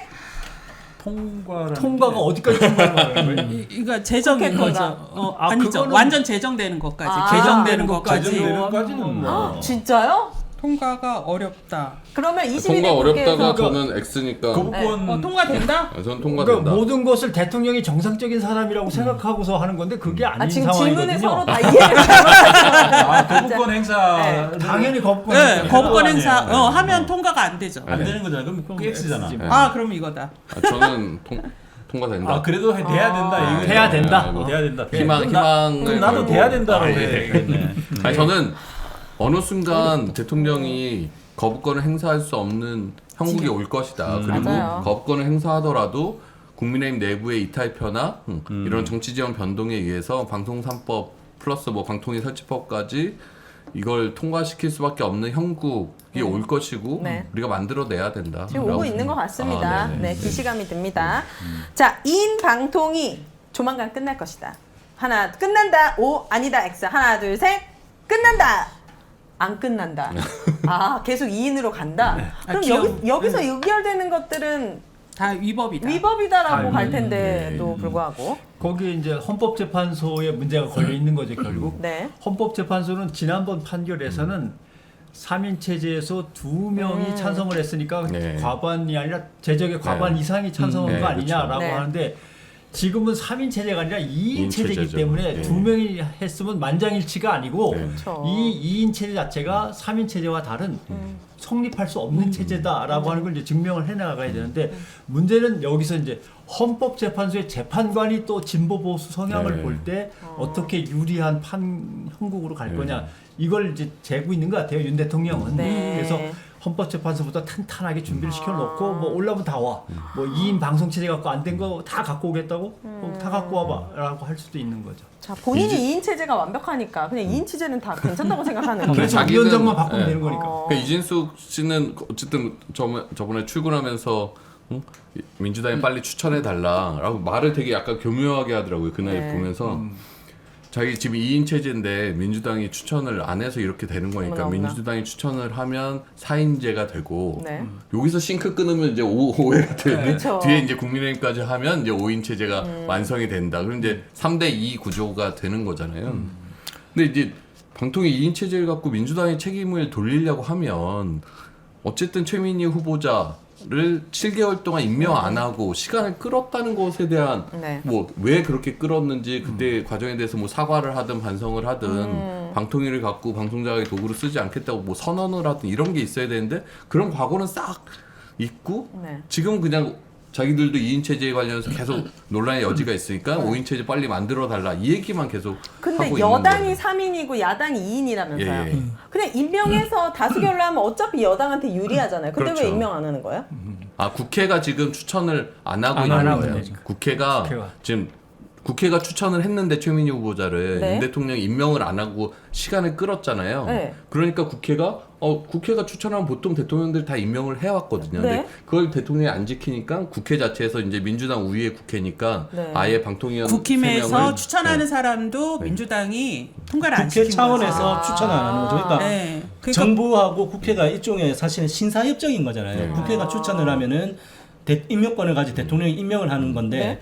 이제 지난해에 최민희 그 지금 야당 의원에서부터 추천을 해서 국회가 했음에도 이제 대통령이 임명을 안 했잖아요. 그런데 이거는 사실 지금도 방심위원 보면은 최선영 교수님이잖아요. 네. 그러니까 어쨌든 추천을 한 사람에 대해서 정부가 임명을 안 하고 있다라는 거죠. 그러니까 이 부분을 해소하기 위해서는 그 국회에서 정상적으로 추천을 했던 사람들에 대해서 왜 안 받는 거예요, 윤석열 그러니까 대통령? 그 자기 멋대로인 거죠. 그러니까 법을 잘 아는 사람이라 네. 법의 허점을 너무나도 많이 보고 있으니까 그 법의 허점만을 파고들면서 자기들 유리한 대로 끌고 가는 거예요. 법이 그렇게 못하게 돼 있으면 네. 법대로 안 하고 시행령만 바꿔갖고 시행령으로 하지 뭐 이런 식으로 한다든가 법을 잘하니까. 그러니까 상권 분립이라고 하는 체제에서 입법부가 행정부에 의해서 완전히 장악당하거나 아니면 훼손당하고 있는 거죠. 그래서 아니, 네. 추천을 해도 니들이 추천한 것만 안 받고 우리 쪽 거는 빨리 통과시키고 뭐 이렇게 되는 거고. 그러니까 본회의에서 추천하면 대통령이 언제까지 임명한다는 규정이 없는 거예요. 그걸 보통 본회의에 추천하면 대통령이 적정한 시기에 바로 임명을 했는데 그걸 안 하고 7개월을 끈 거고 지금도 본회의에서 아마 예를 들어 그러면 여 1명, 야 2 이렇게 3명을 추천을 하면 네. 또 대통령이 여만 임명할 수도 있어요. 이런 대통령이면. 그러면 여당 셋이 되는 구조가 아니 되니까. 윤석열 대통령 입장에서 이 사람 진짜 바보 같네. 그냥 여당이 3명이고 야당이 2명이라면서요. 이렇게 합의체 기구를 만들고 야당 어차피 다수결이잖아요. 네. 그럼 3명이 무조건 그러면 의결하면 실제로 헌법적으로 5명인데 넘기잖아요. 3대 1로 나눠서 토론을 계속 벌이고 거기서 안 된다고 막 지연이 되잖아요. 기연이 되면 네. 조합 빠르게 가라는 대통령의 구호가 안 되잖아요. 성립이 안 돼. 이걸 합의제 웃긴다. 기관처럼 운영을 하기 싫은 거죠. 그러니까 합의제로 하면 귀찮으니까 아예 야당 쪽을 이대로 안 다 하겠다. 통과가 되는 거예요. 자기 마음대로. 지난번에 제가 말씀드렸던 어이가 없네. 그 어이가 100 다민영이라고 하는 그 윤석열 정부의 미디어 정책 말씀드렸잖아요. 발음 정확하네 오늘. 100 다민영. 근데 요 하나 말고 또 다른 미디어 정책이 하나가 뭐가 있었냐면 독임제 미디어 행정기관이라는 게 있었어요. 네. 독임제. 그러니까 이 독임제라는 거는 지금의 방통위처럼 합의제로 하는 게 아니라 한 명이 독단적으로 하는 미디어 행정 규제 기구를 만들겠다라는 것이 윤석열 정부의 오. 그 공약이었어요. 몇 안 되는 네. 공약. 그렇기 때문에 사실상 지금 방통위를 윤석열 정부가 당시 선거 공약 때처럼 운영을 하고 있는 거예요. 아 독임제를 하고 싶은 거군요. 네. 그래서 하고 이렇게 있는 마음대로 하는 근거가 뭐냐라고 윤석열 대통령한테 따져 물으면 신기하다. 네. 이 사람은 법의 허점이 저의 근거입니다라고 대답을 하는 거예요. 아, 그래요? 법이 확실하게 안 돼 있잖아요. 그러니까 거기서는 내 마음대로 하는 거잖아요. 이렇게 되는 거죠. 와 이게 상식적으로 이해가 안 되지만 자 마지막 질문입니다. MBC 민영화 밀어붙이면 가능하다. 하나 둘 셋. 불가능한 건 없다. 언제도 가능하다 할 수 있다. KBS는 할 수 있다. 왜 할 수 있다고 생각하십니까? 일어나서는 안 되는 일인데 네. 이 정부를 보면은 불가능은 없을 것 같아요. 네, 이 말 그대로 MBC는 민영화 될 것이다라고 하면은 저는 이제 X를 들 텐데 네. 민영화 시도를 할 네, 것이다라는. 가능하다라는 것 자체는 가능하다? 네, 뭐 아 나중에 동의하지 않는 것 같아요. 헌법재판소에서 뒤집어지는 한이 있더라도 네. 일단 무조건 가긴 가긴 갈 간다. 것이다. 아까 말씀드렸던 것처럼 뭐 MB 때하고 윤석열 정부 때 언론 정책의 차이점에 대해서 좀 잠시 얘기를 하셨었는데 저는 가장 큰 차이가 MB 때는 어쨌든 공영방송을 장악을 해서 자기네도 홍보 수단이라든지 치력을 알리는 수단으로 쓰려고 장악을 하려고 했던 것 같아요. 근데 아까 이 돌아온 이동관이라든지 MB 때 사람들이 그때 깨달았던 게 네. 이 공영방송은 장악이 안 되는 애들이구나. 장악을 할 수 없구나. 그렇다면 얘네들은 그냥 없애버리는 게 맞아. 아니면 망가뜨려. 라고 생각을 하는 것 같아요. 그래서 나쁘다. YTN도 매각을 해버리고 KBS는 수신료로 그냥 망가뜨려버리고 그러면 MBC도 그런 기조에서 보면은 진짜 민영화 시키려고 하는 거 아닌가라는 생각이 드는 거예요. 네. 그러니까 저는 이번에 이진수 후보자가 처음 회견할 땐가 공영방송의 대다수 구성원들이 민노총 조직원이다 이런 표현을 썼잖아요. 그러면서 노동 권력으로부터의 독립이 중요하다 해서 네. 아니, 노조에 있을 때 권력이 있으셨는지 모르겠는데 저는 사실 1도 권력이 없거든요. 네. 권력 그러니까 욕도 없는데. 민주노총도 굳이 민노총으로 바꿔서 얘기하고 조합원이라고 해도 되는데 조직원 이러면서 조직원이라고 조직원이라고 불러요. 했어요. 그래서 네. 뭔가 조폭의 조직원처럼 이미지를 만들고 노동 권력. 근데 노동 권력이라는 게 딴 게 아니라 그럼 공영방송 구성원의 상당수가 노동조합원이에요. 그럼 노동 권력으로 독립한다는 거는 공영방송 구성원들의 의견으로부터 독립하겠다라는 거거든요. 그럼 사장 맘대로 다 하겠다라는 인식이에요.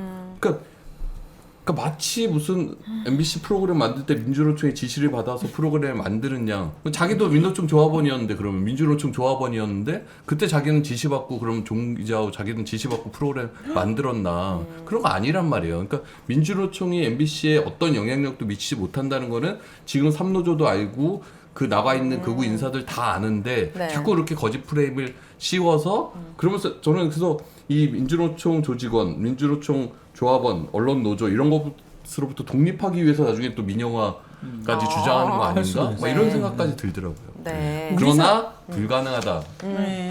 막아낼 것이다. 아니 네. 우리 사회의 최대 약자 중에 한 분야가 노동자잖아요. 근데 그렇죠. 저는 노동에다가 권력을 붙이는 이런 신박한 프레임을 어떻게 아니, 그럴 때 생각했을까? 왔으면 좋겠어요. 왔으면 좋겠는데 지금 권력이 없어요. 아니 언론사에 언론인 노동이 없으면 어떻게 돌아갑니까? 그러니까. 그거 좀 이해가 안 되고 자 마지막 남은 언론입니다. MBC 힘내라 토크 콘서트 내일 무료로 하고 있어요. 여러분 MBC 상암 광장에 다 모여주시면 되는데 날씨 요정이 또 도와줘가지고 그럼. 내일은 비가 내일 안 비 안 와요. 와요. 아, 진짜. 제가 비 안 온다 그랬잖아요. 네. 지난 몇 주 동안 계속 날씨만 바라고 있었는데 네. 이제 맑음까지 갔어요. 이제 네. 해가 떠요. 네. MBC. 좋습니다. 그래서 오늘 진짜 많은 분들이 함께 해주고 계신데 심은정님, 풀 뜯는 고양이님 이제 이름만 봐도 이름 다 외우기 알고 박현우님, 불 뜯는 고양이입니다. 네, 광채님 내일 꼭 오셔가지고 핸드폰에 본인 아이디 이렇게 쓰고 계시면 오셨구나 이렇게 알 수 저 진짜 있을 한번 만큼. 뵙고 싶어요. 이 풀 네, 뜯는 고양이님, 이은진님. 심은정 저희 님. 민원연 부스로 오세요. 요 네. 컴티님들 보실 수 아, 있으니까. 부스로? 제가 아이스크림 네. 사겠습니다. 감사합니다. 여기 지금 300분 넘게 했는데 300명 넘게 그러면 100명까지는 제가 아니 저기 네. 노래하실 거라는 걸 노래- 이야기하셨는데 원래 이분 본업이 가수시죠. 네, 오늘 아시게 됐거든요. 저도 이제 이분이 수첩의 PD라는 것도 처음 알게 됐는데 내일 또 노래를 위해서 제가 열심히 준비를 했습니다. 되게 기대된다. 어려운 노래를 고르셨어요. 네, 그래서 오윤혜가 잘하나 못하나 오셔가지고 한번 감시도 부탁드리고 많은 분들 오셔서 눈으로 같이 인사하고 진짜 그래도 이렇게 언론을 사랑해주시고 지켜주시는 시민분들이 있다는 걸 알면은 많은 분들이 힘이 날 것 같아요. 우리 기자님 오시잖아요. 내일 세븐일레븐에 가서 아이스크림부터 확보를 해야 돼요. 네. 그러니까 뭔가 어쨌든 이진숙 방통위원장 이것도 정말 어처구니가 없잖아요. 그러니까 이 정권이 지난 총선 이후에도 국민의 의견이란 건 정말 안중에 없는 그쵸. 정권이거든요. 그럼 네. 이런 것에 있어서 국민의 목소리는 이거다.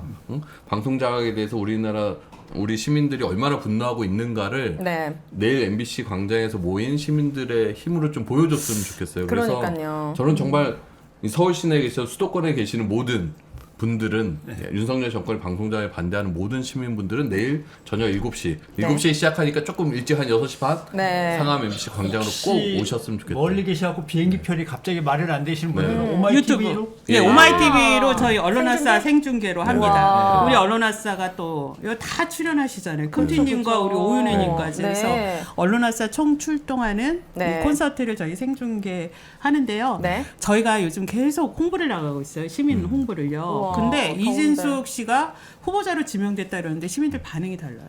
그러니까 이진숙을 너무 잘하는 거예요. 그 전에 그래요? 김홍일은 몰랐어요. 네. 김홍일은 누구지? 막 이랬는데 네. 이진숙 이러니까 이제 왜 저렇게 됐지? 이런 것도 있고요. 그렇구나. 저희가 전단지를 드리는데 정말 너무나 열심히 보고 계십니다. 그래서 분위기가 달라지고 있습니다. 물티슈. 어떤 어떤 언론에서 뭐 여론조사를 했던데요. 여론조사 했는데 반대가 뭐 반대가 과반수가 넘게 국민 과반수가 넘게 이진숙 임명을 반대한다고. 아니, 네. 당연히 그런 이게 결과도 더 알려지면 아마 한 70% 이상은 반대하고. 이번에 감동적인 사연이 있는데 저희가 시민들한테 더 홍보하려고 작은 물티슈를 만들었어요. 네. 왜냐면 전단지 받는 것보다 맞아. 물티슈에다가 딱 그 콘서트 네. 박아가지고. 근데 처음에 이제 이 업체를 알아봤거든요. 급히 만들어야 되니까. 그래서 이제 업체가 된다 이래서 문구 보내주세요. 그래서 저희가 딱 문구를 보냈더니 이 사장님이 안 받겠다고. 비용을요? 네. 어디에 어디 물티슈야? 네, 빨리 저기 홍보해드려야죠. 대구에 있는 판촉나라. 판촉나라. 네, 그러시더니 사장님 이러시는 거예요. 사랑합니다. 정말 본인 마음 정말 시민 응원한다. 그 작은 마음으로 기부하겠다 이랬어요. 대구 판촉나라. 네, 그랬는데 저희가 그게 하루에 한 번 나가가지고 30분도 안 돼서 다 동났어요. 1000개가. 네. 그래서 2000개를 또 주문했어요. 네. 그래서 또 그걸 막 급히 또 만들어 주신다는 거예요. 새벽 어머나. 배송으로. 그래서 너무 감사하다 이랬더니 또 문자가 왔어요. 또 제가 기부. 또 이번 것도 기부하겠다. 안 돼. 그러니까 큰일 나요. 그러니까 이러면서 이번 그래서 안 돼요 이번 거 받아야 돼요 이랬더니 이런 주문이 없어야 되는데요. 막 이러면서 그렇구나. 그래서 너무 감사한 세상에 일인데. 이러면서 감사합니다 사장님. 공영방송 지키는데 멀리서 힘을 보태고 싶다. 이렇게 시민의 마음들이 대구, 움직이고 있어요. 심지어 대구니까 대구에서 더 감동이 밀려옵니다. 네. 이진숙도 대구 출신인데 참 다르네요. 자, 여기도 대구 대구. 출신. 저는 대구 오늘 정말 두 대 언론인 분들과 함께 과거부터 쭉 이 언론의 역사를 훑어본 것 같아가지고 저는 정말 이해가 잘 되었고 개인적으로 우리 또 변상원 기자님 같은 경우에 댓글에도 있는데 좀 권력력을 이제는 좀 발휘하셔서 방통위원장 이런데 안 가십니까? 옷것만 계시지 마시고요. 네, 좀 부탁드립니다. 이진숙 같은 후배가 하다가 떨려놨는데 또 제가 그런 자리가 그러면 뭐. 난 이게 문제라고 생각합니다. 네. 여러분들 많은 응원과 지지 부탁드리고 7월 11일 바로 내일입니다. 목요일 저녁 7시에 MBC 상암 광장에서 뵙기를 기다리고 있겠습니다. 두 분의 네. 네. 끝 인사 네네. 해주시죠. 네. 마지막 네. 인사. 네. 이제 집에 가셔야죠. 내일 집에 계속, 가야지. 네, 네. 계속 있으시려고 내일 하세요. 하여튼 그 광장을 오시죠 뭐. 네. 광장에서 한번 뵙고 광장에서. 인사드리면 좋을 것 같습니다. 네. 우리 기자님도. 글쎄요, 뭐 전체적인 걸 총괄해서 한마디를 남긴다면 네. 방송을 하다가 몰래 도망쳐서 정치권으로 가고 막 청와대로 가고 하는 사람들이 옛날에 많았습니다. 우리가 폴리널리스트라고 불렀잖아요. 물론 자기가 정치에 뜻이 있으면 그럴 수도 있는데 다시 방송으로 돌아오지는 좀 말았으면. 그럼 진짜 안 네, 이제 되죠. 그런 일이 있었으면 안 되겠다. 이제 그런 생각을 많이 하죠. 네. 그러니까 네. 돌아오면 안 되죠. 방송이 아니라 독방에 가둬야 돼요. 지금. 마음은 죄를 그렇게 지었는데. 그러니까 방통위원장 역대 방통위원장 중에 이렇게 선거 나갔다가 떨어지고 선거 나갔다 떨어지고 자유한국당 입당했다가 이런 정치색이 이렇게 뚜렷한 방통위원장 후보자는 처음이죠. 없었어요. 그래요. 그러니까 이 사실- 정권이 정말 급하구나. 어떻게든 MBC 장악하겠다 이 마음으로. 아니 이게 저는 정말 그 실수를 금치 못했던 게 이진숙 씨가 이제 방통위원장으로 내정되고 난 뒤에 이제 이진숙 씨에 대한 비판 보도들이 많이 나왔잖아요. 네. 그러니까 이제 이진숙 씨를 보호를 하려고 커버를 하려고 이번엔 또 김장겸이 나서가지고 이진숙은 그런 기자가 아니었어 뭐 이러면서 막 이야기를 하는 거예요. 세월호 뭐 무슨 뭐 전원구조 5호를 갖다가 지시한 게 이진숙이 아니었고 뭐 이런 식으로 그때 당시에 보도국장이 김장겸이었잖아요. 보도본부장 이진숙의 보도국장 김장겸이 세월호 같은 참사의 MBC 패키지로 묶여 보도를 있었는데. 완전히 기레기 보도를 만들어 정말 놓은 당사자들인데. 그 당시 MBC 기레기 보도의 총 책임자가 김장겸, 이진숙이었는데 그 두 사람이 서로를 보호하면서 지금 국민의힘에서 지금 저러고 있는 그 모습을 보면서 야 정말 참 대한민국 많이 망가졌다. 그리고 최성호 선배 이제 사장되는 그 국면에서 저희 내부 구성원들이 세월호 유가족들한테 사죄를 하고 사실 복귀를 했거든요. 저희의 지난 2014년 보도 태도 그 이후에도 세월호 유가족 특조위 이런 것 폄훼하고 이런 보도들이 쏟아졌단 말이에요. 그래서 내부 구성원들은 그때를 이제 반성하고 돌아보면서 이제는 정말 국민의 품으로 돌아가겠다라고 약속을 하고 사실 우리가 올라갔던 건데 이 인간들이 지금은 그걸 다 그냥 무슨 언론노조 조합원 책임으로 다 떠밀고 자기들은 마치 책임이 없는 양. 그러면 그때 너무도 아무것도 안 했다는 얘기 아니에요? 그러니까요. 너무 비겁한 행태고 정말. 오늘 날 새겠네요. 이분들 진짜 정말 억울한 거 많네. 아니 그냥 그리고 마지막 네. 광고 하나. 네. 내일 네. 현장에 오시면 저희 민원연 부스로 꼭 찾아주세요. 부스가 저희가 있군요. 네. 언론장악 일지를 만들었어요. 급히. 그래서 오시는 분들한테 책이요? 언론장악 네. 어떻게 되고 있나 네. 그거 나눠 드릴 테니까요. 네. 예. 책 아니고 일지. 네, 일지 아주 얇고 네, 얇고 아주 보고 핵심적으로 싶고 재밌고 그럼요. 또 그럼요. 오늘 그 어떤 때보다 많이 웃고 재밌으셨다고 해가지고 아주 아, 뿌듯합니다. 감사합니다. 내일 뵙도록 하겠습니다. 자, 시민이 언론의 인싸가 되는 그날까지 언론 아싸! 아싸! 감사합니다. 감사합니다.